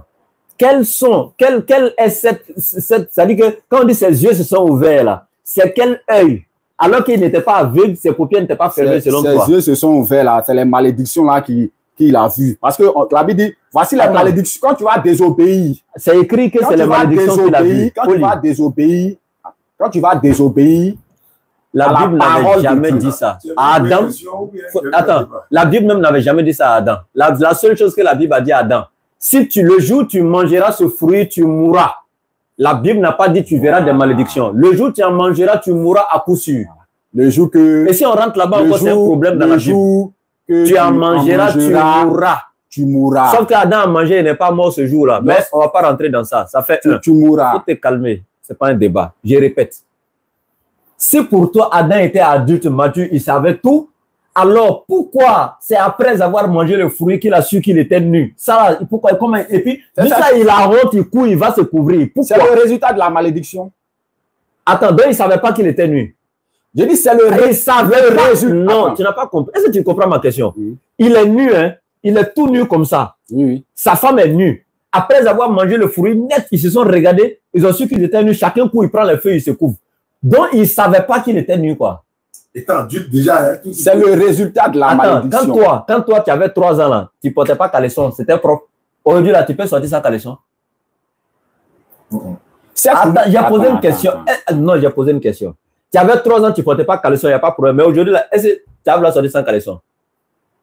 Donc, au moment où Adam était nu, là, il était comme un bébé de 3 ans. Il n'avait pas caleçon, il ne savait pas. Quand tu finis, tu me laisses, je vais parler. Quand tu finis, tu me laisses, je vais parler. Adam était... Non. Tu ne peux pas parler à ma place. Non, toi, tu... Non. Oui, toi, tu n'es pas ici pour donner l'explication. Oui. Adam, là, je répète, un bébé de 3 ans, là, je le compare toujours à Adam. Pourquoi? Parce qu'en ce moment, il était dépourvu de discernement. Adam ne savait pas qu'il était nu. Comme un bébé de 3 ans qui est nu, et puis il s'en fout dans la cour, il se promène partout. Mais toi, aujourd'hui, tu vas te promener sans caleçon. Donc, le jour où Adam a mangé le fruit, là, côté bébé l'a quitté, le discernement est venu là, sûr qu'il était nu, il allait se couvrir. Bon. Il n'y a pas de débat. Au fait, toi, tu es sûr que quelqu'un qui ne sait pas discerner les choses peut ordonner les choses. Moi, je pose une question simple. La question que je pose aussi. Pourquoi? Est-ce que quelqu'un qui ne sait pas discerner les choses peut ordonner des choses? Je viens. Regarde. Je dis ceci. Pourquoi? C'est après avoir mangé le fruit qu'Adam su qu'il était nu. Pourquoi? C'est le résultat de la malédiction. Quand, par exemple, quelqu'un... On dit c'était l'arbre de quoi? L'arbre de quoi? Je prends un exemple. On dit c'était l'arbre de quoi? L'arbre de la connaissance du bien et du mal. On peut connaître le bien et le mal sans être intelligent. Tu dis? Qu'est-ce qui nous permet de connaître le bien et le mal? Ce qui nous permet de connaître le bien, l'arbre de la connaissance du bien et du mal. Ce qui nous permet de connaître le bien et le mal, c'est quoi? Le fou. Est-ce que le fou connaît le bien et le mal? Un fou. Donc, Adam était fou. Est-ce que tu comprends? Je te donne un exemple. Est-ce qu'un fou connaît le bien et le mal? C'est un mystère. C'est que Dieu a fait. Pardon, le bien et le mal, c'est pas mystérieux. Il ne faut pas mettre ça dans le mystère, pardon. Un fou, là, est-ce qu'il connaît le bien et le mal? Il a posé une question simple. Le bien et le mal dont la Bible parle. Je ne parle pas de ce que la Bible... Toi et moi, est-ce qu'un fou connaît le bien et le mal? Sois sincère toi-même, pardon. Est-ce qu'un fou connaît le bien et le mal? Donc, tu compares Adam à un fou. Je n'ai pas comparé Adam à un fou. Mais c'est ce que j'ai comparé Adam à un bébé. Maintenant, toi, il te pose la question. Est-ce qu'un fou connaît le bien et le mal? Il faut répondre tout simplement. Tu ne peux pas faire... Il connaît ou il ne connaît pas? On ne peut pas faire 2 poids, 2 mesures. Attends, il connaît ou il ne connaît pas? Tu vas voir ce que je veux dire. Tu vas voir ce que je veux dire. Il connaît ou il ne connaît pas le bien et le mal? Le fou connaît ou il ne connaît pas? Le fou ne connaît pas le bien et le mal. Mais il fallait dire ça depuis là. Qu'est-ce qui fait que le fou ne connaît pas le bien et le mal? C'est le discernement, parce qu'il est dépourvu de tout discernement. C'est ce qu'on appelle malade mental. Il n'a plus le discernement. Donc, c'est ce qui fait qu'il ne connaît pas le bien et le mal. L'intelligence naturelle, il n'a plus ça. Attends, ça fait 1. Maintenant, Adam, là, est-ce qu'un bébé de 3 ans connaît le bien et le mal? Il ne connaît pas. C'est ce qu'il te dit. Qu'est-ce qu'il fait? Parce que même chose que le fou là, certes le bébé n'est pas fou, mais ce qui a manqué au fou et puis qu'on n'a pas le bien et le mal là, c'est le discernement. Le bébé aussi à cet âge, il n'a pas encore le discernement. Donc Adam aussi a manqué la connaissance du bien et du mal parce qu'il n'avait pas ce discernement. Ça c'est selon ta Bible que je suis en train de parler parce que la Bible dit, après avoir mangé aussitôt ses yeux se sont ouverts, quand bien même que les paupières n'étaient pas fermées, mais qu'est-ce qui s'est ouvert? Ce sont les paupières de discernement. Adam a su aussitôt qu'il était nu, il allait prendre des feuilles, il s'est couvert. Après avoir mangé le fruit, il a eu la connaissance du bien et du mal. C'est à partir de là maintenant que si Adam désobéit, il va en enfer. Mais avant ça, on reconnaît tout ce qu'il a commis une erreur, il a commis une faute, mais Dieu ne va pas lui tenir rigueur pour aller le mettre en enfer. Dieu ne va pas le condamner pour mettre en enfer. Pourquoi? Parce que la Bible même ne dit pas qu'Adam va partir en enfer. Mais pourquoi? Parce que ce qu'il a fait en ce moment n'a pas la connaissance du bien et du mal, même si c'est la réprimandé. Donc ça, c'est selon la Bible. Maintenant, s'il y a une autre question, on avance. Parce qu'on a trop traîné ici, ce n'est pas un débat. Bon, laissons cette question avancer, c'est mieux. Voilà. C'est mieux comme ça. Bon, on a fait, est-ce que le prophète pêche, tu as essayé d'expliquer? Je n'ai pas essayé, j'ai répondu. Tu as expliqué. Tu as expliqué. Mais il y a une similitude dedans. Hein, parce que la désobéissance, là, la désobéissance, selon la Bible, c'est un péché. La désobéissance. Alors que Moïse a péché. J'ai dit s'il y a une autre question, on va avec. Moi, je parle pas de. Ça, c'est pour le prophète. Ça n'a rien à voir avec. La désobéissance est un péché. Dans le sens où la chose à laquelle tu désobéis là, si tu n'avais pas la connaissance que Dieu avait interdit et que tu l'as fait, ce n'est pas un péché. Mais après avoir la connaissance que Dieu a interdit, que tu fais, c'est en ce moment que c'est un péché. Oui, Moïse avait la connaissance et il a péché. Dans la Bible, selon la Bible. Ah, mais moi, j'ai dit ça à l'introduction. J'ai dit selon la Bible, les prophètes ont péché. Mais selon nous, le Coran, là, les prophètes ne commettent pas de péché. Donc, on saute. Voilà.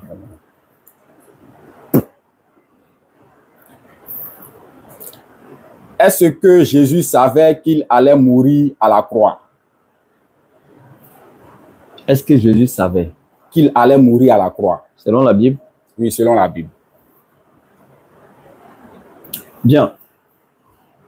Déjà, à la croix, si Jésus savait qu'il allait être crucifié ou pas, Jésus savait qu'il y a une mort qui était réservée, qui lui était réservée.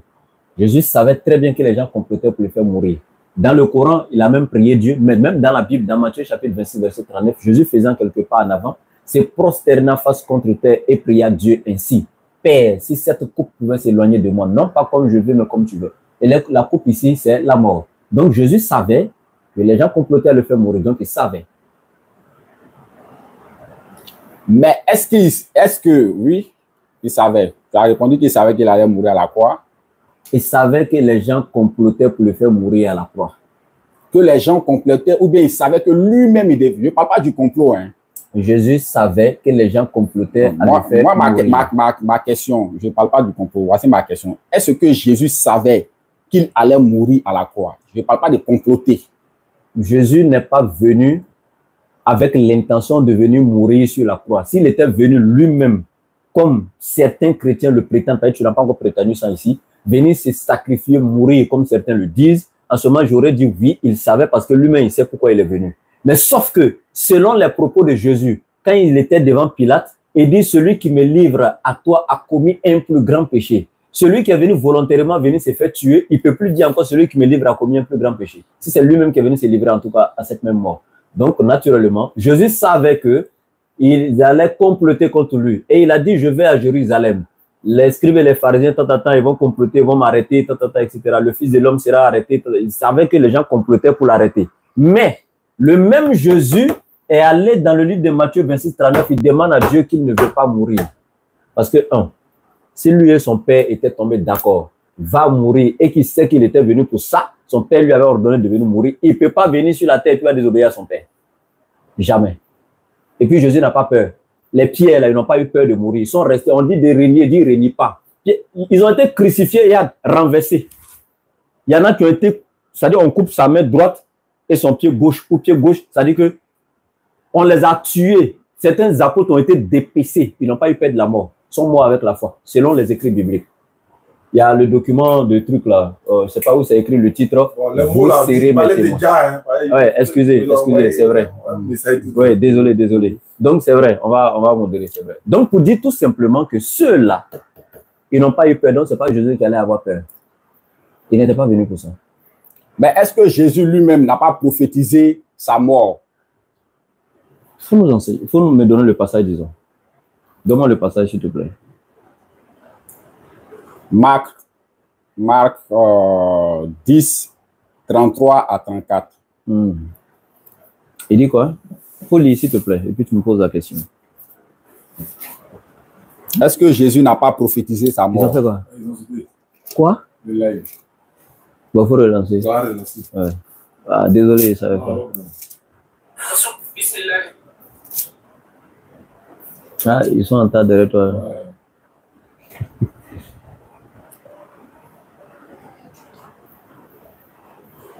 Attends, il n'a pas décidé de prendre. Voici ce que Jésus dit.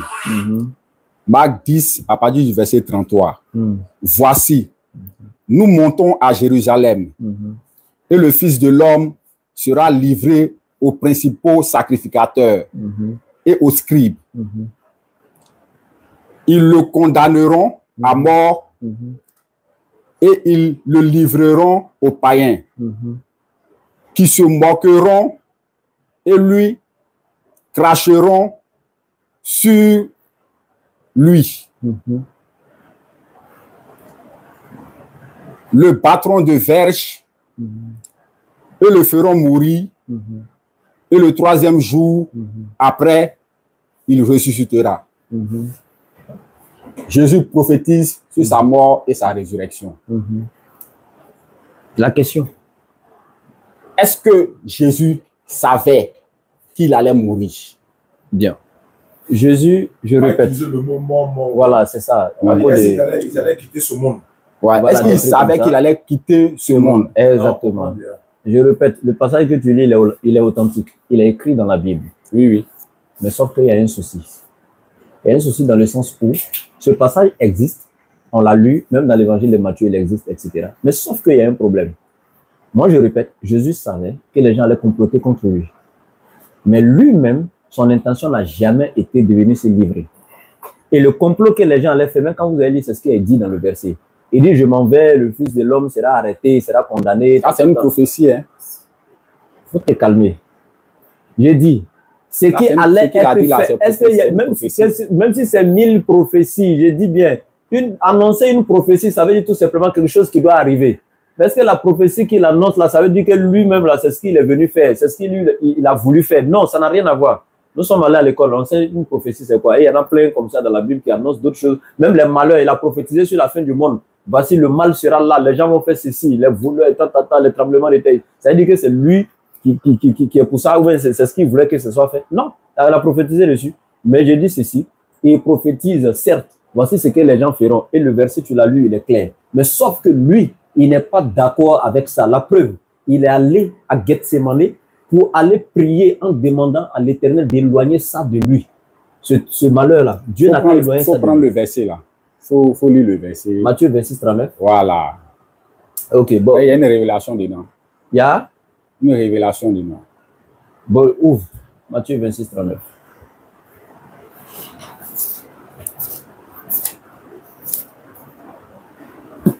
Matthieu 26, 39. Tout ça, c'est des cadeaux que je te fais. Hein. Matthieu 26, 39. Puis, ayant fait quelques pas en avant, il se jeta sur sa face et pria ainsi. Mon Père, s'il est possible, que cette coupe s'éloigne de moi, toutefois, non pas ce que je veux, mais ce que tu veux. Mais ce que tu veux. Et il vient de continuer, ou bien c'est tout? C'est toi qui dis, tu veux lire, il y a quelque chose dedans. Oui. Je veux voir, il y a quoi dedans? C'est ce qui contredit ce qui est dit dedans. C'est ça, moi, j'ai lu. Oui. Voilà. Il dit non pas ce que je veux, non pas ce mais que là, moi c'est je... là que tu vas te crucifier même. Parce que là, ça me donne encore une fois de plus raison. Parce que toutes les prophéties, même dans les psaumes, dans l'Ancien Testament, l'Éternel avait prophétisé, les gens compléteront contre mon Messie, mais je vais le sauver. Et bon, ses ennemis ne se réjouiront pas de ce sort. Cette prophétie-là, il faut donner le passage. Je répète. Quand Jésus était dans Matthieu chapitre 4 avec le diable, et que le diable lui a dit, jette-toi, il a dit quoi? Je répète, il a dit quoi? Il a dit, Matthieu 4, prenons le passage, parce que je n'ai pas ça en tête. Hein. Ok, mais je dis ceci, en fait, ça va perdre notre temps. Ça va perdre notre temps. Matthieu mais tu 4. sais très bien ce que je dis. Donc, quand tu es bloqué, ce n'est pas la peine de dire, alors, ça va perdre notre temps. Non, on a assez de Bible ici, mais je ne vais pas perdre le temps, en fait. Parce qu'il y a plusieurs questions. Mais ce que je suis en train de dire, quand le diable a dit, jette-toi là, parce qu'il est écrit qu'il mettra ses anges à ton service et qu'ils te porteront, tu ne heurteras pas une pierre, etc. Tu vois, tout ça. Donc, on sait tous que Dieu n'a jamais voulu que les ennemis... Prenons le verset. Prenons le verset. C'est ce qui est écrit, verset 4. Verset combien? Je n'ai pas le verset en fait, il faut trouver. Matthieu 4, le diable là. Oui. Matthieu 4, verset 4 et suite. Il faut prendre. Matthieu 4, verset 4. Jésus répondit, il est écrit, ça c'est l'homme ne vivra pas selon seulement le pain. Ça, c'est pas ça. Continue pour aller en bas. Oui. C'est dans Matthieu 4 en tout cas. Continue par en bas. Ouais, verset 5, le diable le transporta dans la ville sainte, le plaça sur le haut du temple et lui dit, si tu es le Fils de Dieu, jette-toi en bas, car il est écrit, il donnera des ordres à ses anges à ton sujet et ils te porteront sur les mains de peur que ton pied ne heurte contre une pierre. Est-ce que c'est au sujet de Jésus que cela a été donné? Et la prophétie, là, ça ne concerne pas Jésus. Et tu es sûr? Oui, prends le psaume 91. Il faut te calmer. Tu es sûr? Prends le psaume 91. Ah non, j'ai posé une question. Je suis sûr, je suis sûr. Tu es sûr? Je suis sûr. Tu es sûr? Je suis sûr. Ok. On prend le verset 5. Le diable, écoute très bien français. Le diable le transporta dans la ville sainte. Le diable a transporté qui? Jésus. Le plaça sur le haut du temple et lui dit, si tu es fils de Dieu, jette-toi en bas. Le diable parle à qui? Il parle à Jésus. Si tu es fils de Dieu, jette-toi en bas, car il est écrit, il donnera des ordres à ses anges. Qui donnera des ordres? Continue. Qui donnera des ordres? Continue. Tu as déjà lu, on est en train de l'expliquer maintenant. C'est ce que le diable dit, et puis ce que Dieu a dit, c'est différent. Ah non, il faut arrêter ça. Voilà pourquoi je dis que... Il faut te calmer. Oui. Faut te calmer. On a bien commencé. Je t'ai demandé. Le diable dit. Oui. Le diable lui dit. On dit le diable le plaça en haut du temple. Le diable a placé qui? Jésus. Tu as répondu là-bas sans discuter, non? Oui. Mais pourquoi à la suite, là, tu arrives quelque part, tu ne veux pas répondre? Faut te calmer. Bon, continuons. Le diable a mis qui en haut du temple? Jésus. Le diable lui dit, il est écrit à ton sujet. Au sujet de qui? Au sujet de Jésus. Ok. Il donnera des ordres à ses anges. Il là, c'est qui? Qui donnera les ordres aux anges? Dieu. Voilà. À ton sujet, donc au sujet de qui? Jésus. Et ils te porteront sur leurs mains. Ils porteront qui? Jésus. Mais pourquoi tu dis cette prophétie, ce n'est pas Jésus? Maintenant, prenons la référence de la prophétie où le diable attend. Voilà. C'est Jésus ici ou bien ce n'est pas Jésus? Ici, là. Je répète, c'est Jésus ou bien ce n'est pas Jésus ici? Ici, c'est Jésus. Ok, calme-toi. Voici Jésus maintenant. Il a été comme toi en disant au diable, non, cette prophétie ne me concerne pas. Il ne faut pas lire ça sur moi. Attends, faut te calmer. On continue. De peur que ton pied ne heurte contre une pierre. Jésus lui dit, il est aussi écrit. Regarde, c'est français que nous parlons. Oui. Jésus n'a pas dit au monsieur, non, c'est faux. Hein. Mais il y a ce que il est aussi écrit, tu ne tenteras point le Seigneur ton Dieu. Voilà. Alors, pourquoi Jésus n'a pas renié ça? C'est bien dit. C'est bien dit. Voilà. Il faut me demander maintenant pourquoi je dis que non, moi, c'est le diable qui est important. Du moment a pris une parole. Du moment où toi, tu es d'accord qu'ici, on parle de Jésus, moi, il ne te parle pas d'ailleurs. Moi, quand je prenais la parole, c'est Matthieu 4 qui t'est donné. Est-ce que quand je parlais ici, ce n'est pas Matthieu 4 qui est donné? Bon, ce verset-là. Est-ce que ce n'est pas Matthieu 4 qui avait donné? Et j'ai dit ici que concernant le diable à Jésus, il avait dit si. Le diable a pris ce verset-là. Le diable a pris ce verset-là. Mais le verset a une provenance. Il faut te calmer. Il faut te calmer. Moi, j'ai pris Matthieu 4. Je t'ai dit, dans Matthieu 4, voici ce qui est écrit. Tu as dit, ça ne parle pas de Jésus. Il a dit, ça parle de Jésus. On a lu dans Matthieu 4, on voit que ça parle de Jésus. Même si dans 1000 coins ailleurs, ça ne parle pas de Jésus, moi, ce n'est pas mon problème. Moi, c'est ailleurs, là, il était donné. Moi, c'est Matthieu 4, il était donné. Maintenant, dans Matthieu 4, ça parle de Jésus ou pas? Ça parle de Jésus. Si Jésus lui-même n'a pas dit au diable ici, ne prends pas ce passage-là, ce n'est pas pour moi. C'est toi qui as discuté. Tu es qui? Il faut laisser ça. Donc, ta question est claire et je viens de répondre. Jésus, je répète, 1. Je vais répondre à ta question en avance. Je répète, 1. Si Jésus était venu mourir pour faire, excusez, je ne vais pas utiliser ce mot, s'il était venu ici se donner en sacrifice pour que le péché de l'humanité soit pardonné, le même n'allait pas dire dans Jean 8, 40 et suite, aux scribes et aux pharisiens, vous cherchez à me faire partie de ce monde, alors que je vous ai dit la vérité que j'ai entendue de Dieu en tant qu'un être humain. Cela, Abraham ne l'a pas fait. Vous faites l'œuvre de votre père, qui est le diable. Donc, attends, tu n'as pas droit à la parole, tu t'es calmé. Vous faites l'œuvre de votre père, qui est le diable. Donc, Jésus dit l'œuvre de le faire passer d'ici là, pour le faire quitter ici là, c'est une œuvre qui vient du diable. Ça fait un. Ça ne vient pas de Dieu. Ça ne vient pas de lui parce que lui n'est pas le diable. Il dit ça vient du diable. De toute personne qui a ça, cette théorie dans la tête, que le monsieur est venu pour ça, cette personne n'a rien d'autre que la théorie du diable parce que Jésus dit c'est une œuvre du diable. Ça fait un. Donc, cette personne n'a qu'à savoir que cette pensée qui est en lui, ou cette foi qui est en lui là, c'est une foi basée sur la volonté du diable et non la volonté de Dieu. Ça fait un. Ce n'est pas un débat entre toi et moi. Ça fait un. Deuxièmement, dans Luc chapitre 22, à partir du verset 4, on dit c'est Satan qui est rentré dans Judas et il allait trouver un moyen avec les principaux sacrificateurs comment livrer le monsieur à quitter ce monde. Donc, Satan est rentré dans qui? Dans Judas. Ça fait 2 fois. C'est Satan qui est à la base. Troisièmement, celui qui est venu se donner à cette chose-là, selon vous, si réellement lui il est venu se donner à cette chose, mais il dit quoi? Il dit à Pilate, quand il était face à Pilate, il dit, voici que celui qui me livre à toi a commis un plus grand péché. Il n'a pas dit un grand péché, hein? Un plus grand péché. Voici que celui qui me livre à toi. Maintenant, si vous dites que c'est son père qui l'a livré, donc son père a commis un grand péché. Si c'est lui-même qui est venu se livrer volontairement en sacrifice pour vous, c'est-à-dire lui-même il est en train de dire qu'il a commis un grand péché en se livrant. Il dit celui qui me livre a commis un plus grand péché. Mais dans le livre de Matthieu, chapitre 26, en quoi il est clair? Voici que celui qui me livre, hein, c'est-à-dire qu'il maudit la personne et il dit même, mieux vaudrait pour lui qu'il ne soit même pas né. C'est-à-dire, au lieu de dire, béni soit celui par la main de qui je vais être parti en sacrifice pour pardonner le péché de l'humanité, mieux vaudrait pour lui qu'il soit né 1 milliard de fois, parce que sans la personne, l'humanité ne serait pas sauvée. Mais il dit plutôt, malheur à celui par la main de qui le Fils de l'homme est livré, mieux vaudrait pour lui qu'il ne soit même pas né. Non, dans tellement de passages qu'il peut citer, il a condamné cet acte-là, c'est-à-dire que d'un acte venant donc du diable, et Jésus n'a jamais été d'accord avec cet acte-là. Donc ta réponse ici, je n'ai pas pris même dans le Coran, c'est dans ta Bible, il y a pris tous ces versets-là. Donc s'il y a une autre question... Je vais te donner un seul verset sur cette réponse-là. Prends Luc 1. Je vais accepter un seul verset. Un seul verset. Okay. Après ça, on avance. Luc 1.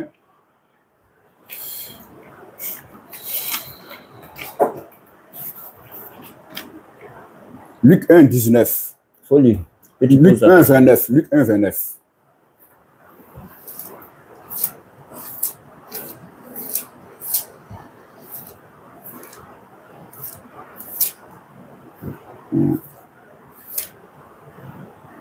Luc 1, 29.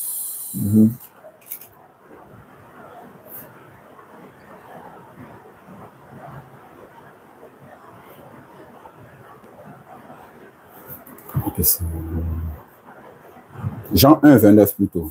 Jean 1, 29. Le lendemain, il vit Jésus venant à lui et il dit, voici l'agneau de Dieu qui ôte le péché du monde. Il vit Jésus, il dit, voici l'agneau de Dieu qui ôte le péché du monde. La question, c'est laquelle? Dieu avait déjà prophétisé. C'est Jean-Baptiste. Allons plus haut. Non, allons un peu. Non. Ça dit un seul verset. Ouais, un seul verset. Voici l'agneau de Dieu. C'est la même question. Hein. Voici l'agneau de Dieu qui ôte le péché du monde. La question, c'est quoi? Jean-Baptiste dit, voici l'agneau de Dieu qui ôte le péché du monde. C'est ça, on a lu. La question, c'est quoi? La question est que Dieu avait déjà dit que Jésus, il a déjà conçu, avant que Jésus même ne commence sa mission, hein, il est déjà agneau. Quelqu'un qui a tué déjà. Quand avant il est né, là, on sait que c'est un bouton qui soit dans le voilà. Il ne faut pas me dire qu'il est voilà. Avant qu'il commence sa mission à laquelle Dieu l'a appelé. Avant qu'il commence sa mission à laquelle Dieu l'a appelé, le prophète Jean révèle ce que Dieu a dit de Jésus. Jésus, tu es agneau de Dieu qui ôte le péché du monde. C'est-à-dire, Jésus, tu es mouton. Tu vas, agneau c'est mouton? Agneau là c'est mouton? Tu es un mouton quand sacrifié. Jésus, tu es un mouton quand sacrifié. C'est ce que Jean a dit. Ça te dit rien quand tu dis ça comme ça. Voici l'agneau de Dieu qui ôte le péché du monde. Voici le mouton de Dieu qui ôte le péché du monde. Attends, est-ce que toi tu sais que tu es un mouton? Est-ce que toi tu sais que tu es un mouton? Je suis un mouton.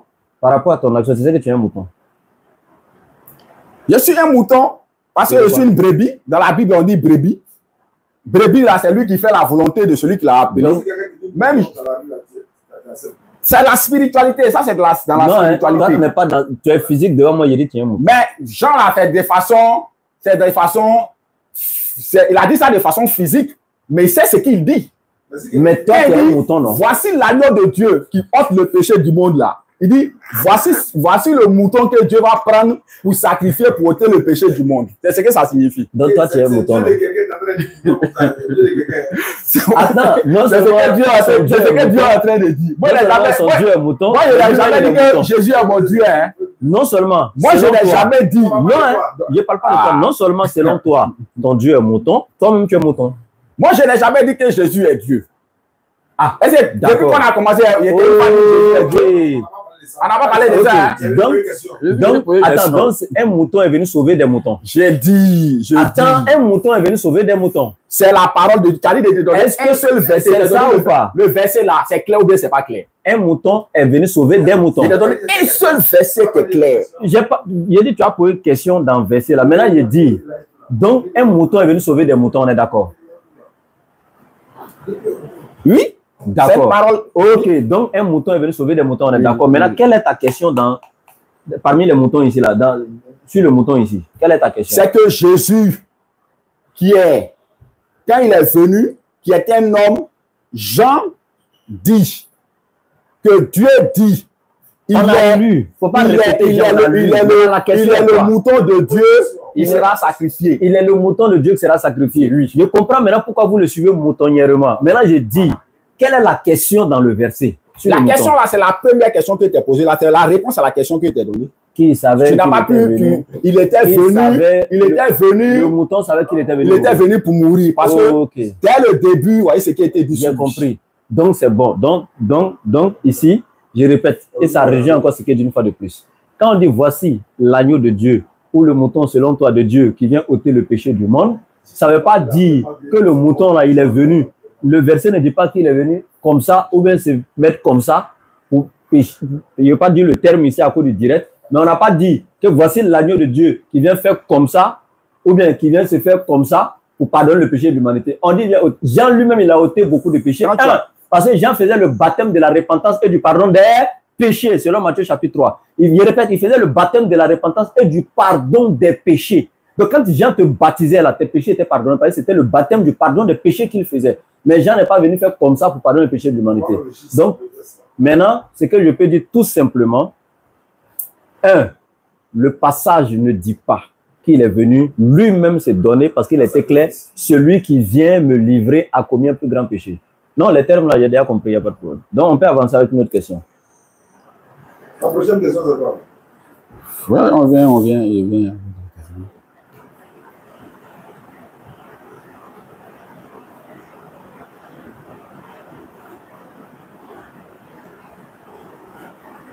Par quel moyen Jésus devait sauver les hommes? Par quel moyen?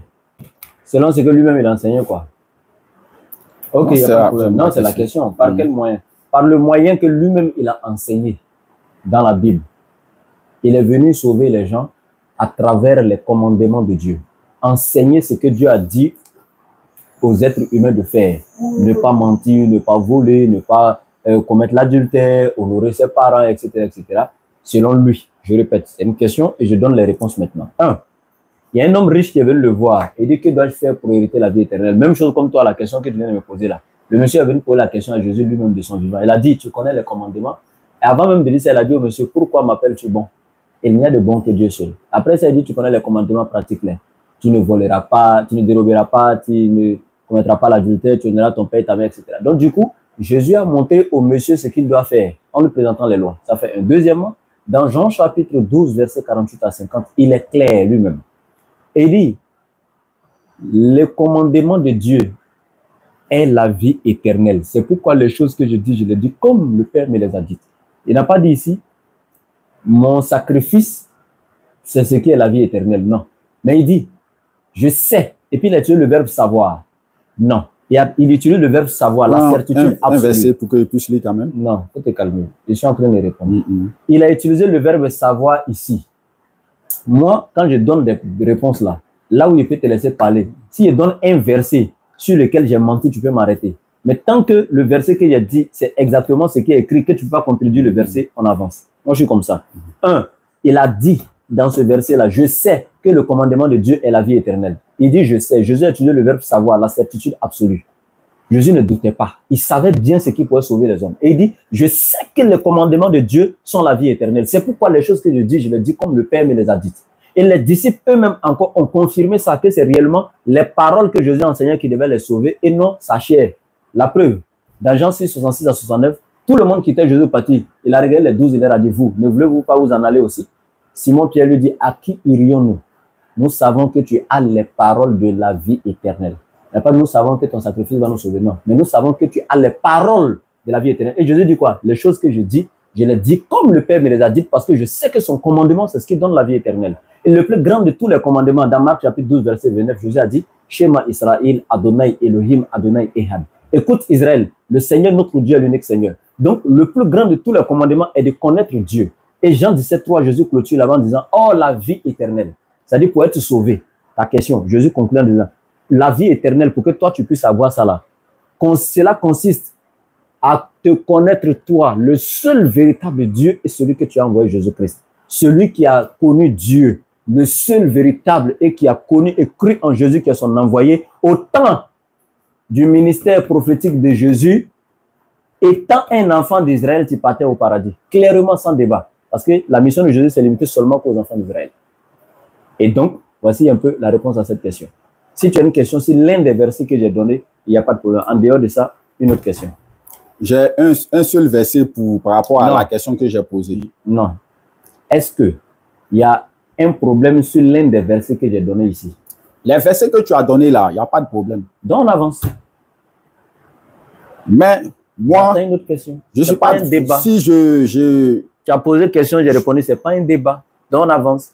Si, je te laisse parler que si tu as un problème avec l'un des versets qui est donné, sauf s'il est menti. Mais si toi-même tu reconnais que tout ce qui est dit est vrai, on avance, il n'y a pas de polémique. Ce que tu as dit, sincèrement, c'est vrai. C'est des citations bibliques. Mais nous savons que Moïse est venu. Moïse a envoyé tout ce que tu as cité là, que Jésus lui-même, il a cité là pour les enfants d'Israël. On avance avec une autre question. Parce que tu as dit pas du péché de Moïse. Hein. Tout ce qu'on a dit, on ne se comprend pas. Je parle par rapport à la question. Est-ce que tu as une autre question? La question là, j'ai répondu. Tu reconnais que tous les versets qu'il y a pris, sincèrement, sont bibliques. Il n'y a pas de problème dessus, on avance. Ce n'est pas un débat. Le jour où tu as demandé, si tu veux aujourd'hui, en partant maintenant, tu peux dire, bon, je vais chercher un jour, on fait un débat. Parce que, bon, on va laisser ça. On va poser les questions. Bon. Voilà. Terre à terre. Voilà. Voilà. Là, on va faire un débat. Comme ça que ça va, voilà. Là, elle est bien te chicoter.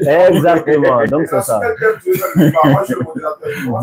Pas de problème. Il a fini mes questions. Il a fini mes questions. Comme il a demandé des questions, il a posé des questions seulement. Est-ce que Jésus a annoncé le salut des païens? Je ne comprends pas, la question est vague. Est-ce que... En fait, je vois l'essentiel des choses. C'est déjà essentiel. Il y a tellement de versets dans la Bible qui parlent du salut des païens qui doivent venir, tant de trucs. Même Paul même a pris la parole, il a dit des choses, mais je sais pourquoi il dit ça ne m'intéresse pas si Jésus, lui, il est venu seulement pour les enfants d'Israël. Parce que pourquoi? Ça sera des polémiques, ça va nous amener des choses, en fait, des trucs inutiles, en fait. Je le dis par expérience et je sais déjà, je te voyais venir. C'est pourquoi je dis ça. Ce n'est pas la peur de répondre. Depuis que tu es venu, je réponds 4 questions seulement. Voilà, je n'ai pas peur de répondre. Et sauf qu'il y a assez de versets qui en parlent. Mais ce n'est pas ce qui est important pour nous. Merci.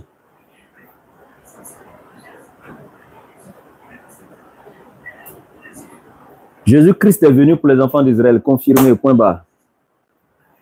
Tu es d'accord, je suis d'accord.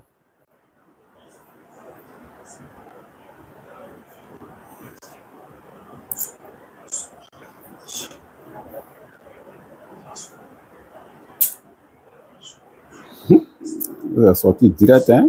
Là où les disciples ont pris la fuite, la référence, s'il te plaît. Les disciples ont pris la fuite, la référence. C'est Matthieu 18. Aide-moi. Ils ont fui. Ouais. Matthieu 18. Ouais.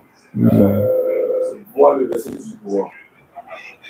Non, Matthieu 18, c'est trop. Ici, 28 ou 18. Ils ont fui. Oui. Tous ont pris la fuite.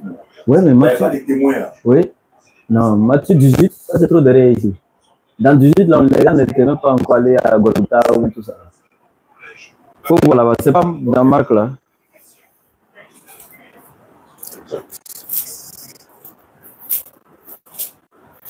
C'est bon, il a fait sortir ici. Maintenant, frère, par rapport à il nous reste 10 minutes pour terminer. Le thème sur lequel tu veux qu'on échange prochainement, c'est quel thème? Bon, pas avec le laboratoire, Inch'Allah. Il a fini. Oui, non, il a fini. C'est fin, mais c'est la dernière question même. Notre émission à 20h. Avec un autre frère.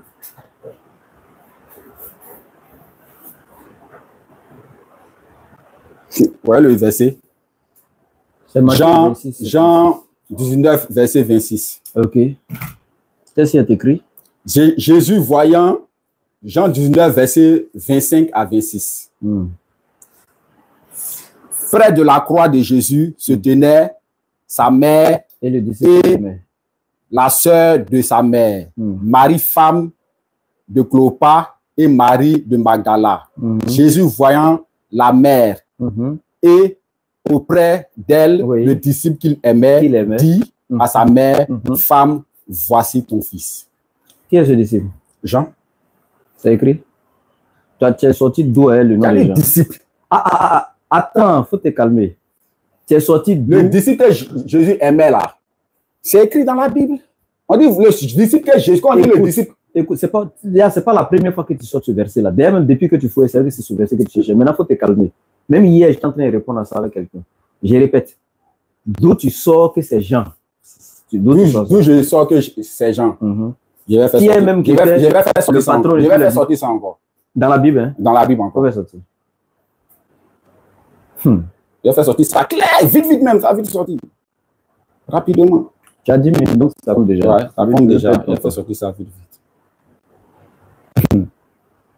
Ouais, vous êtes fort. Le disciple que Jésus aimait, ils sont allés poser ça à Jean. Je te dis, dans quel concile les pères de l'Église se sont réunis et puis ont attribué ce verset à Jean?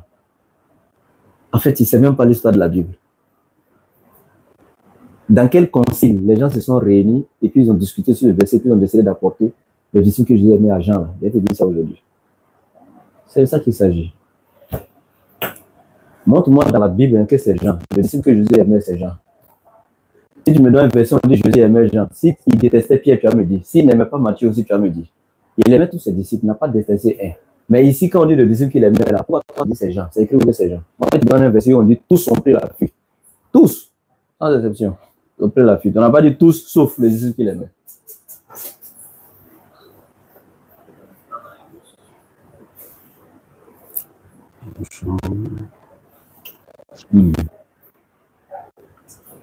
Il reste 5 minutes. Ouais, il faut calculer ton temps.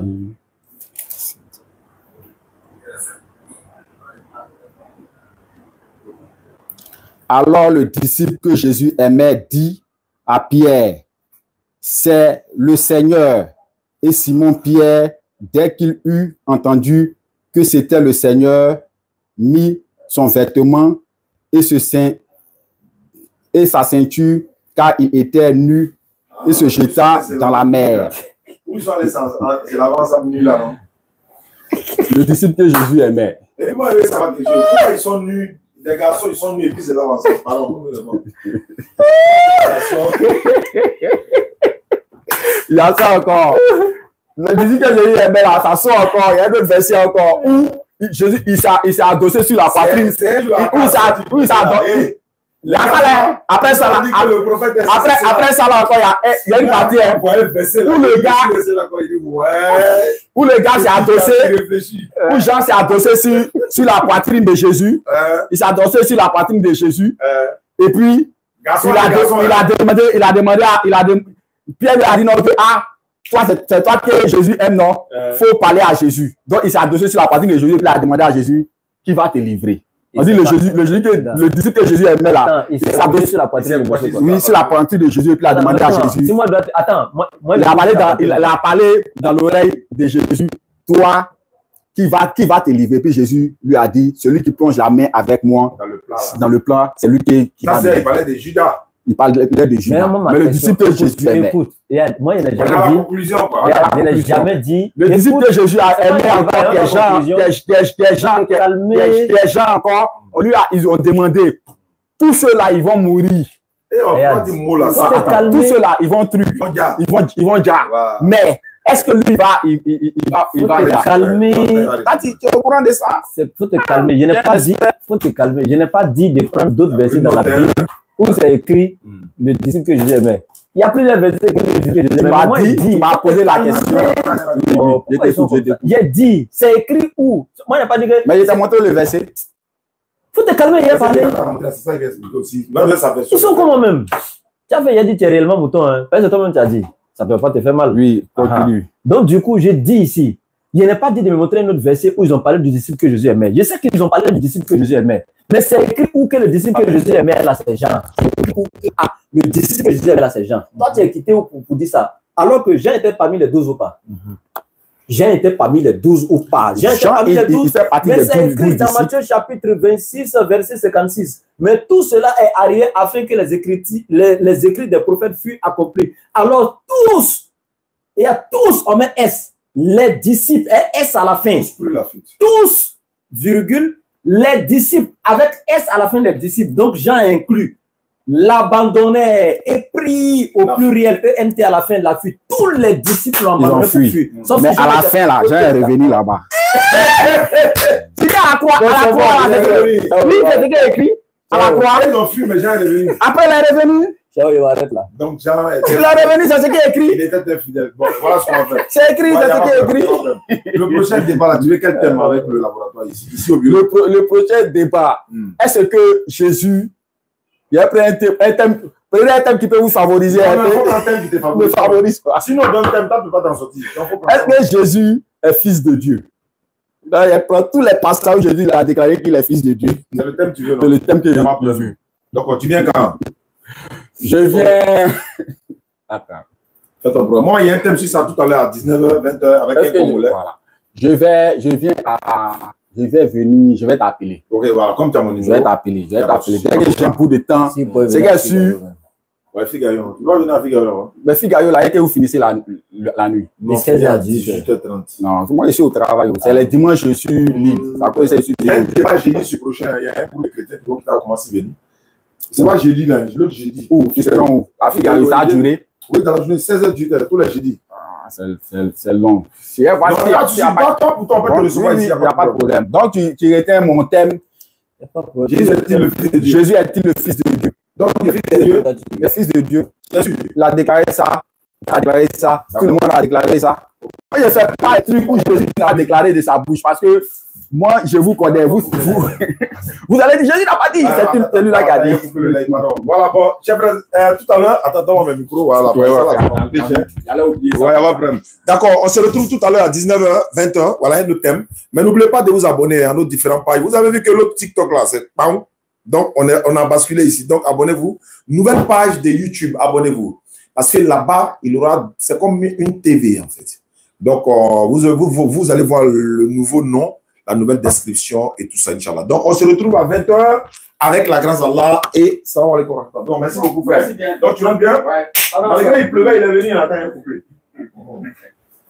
Quand tu prends un engagement, tu dois honorer. Ah ouais, il faut respecter. Et si tu ne l'as pas, ils ne vont pas te considérer. Effectivement.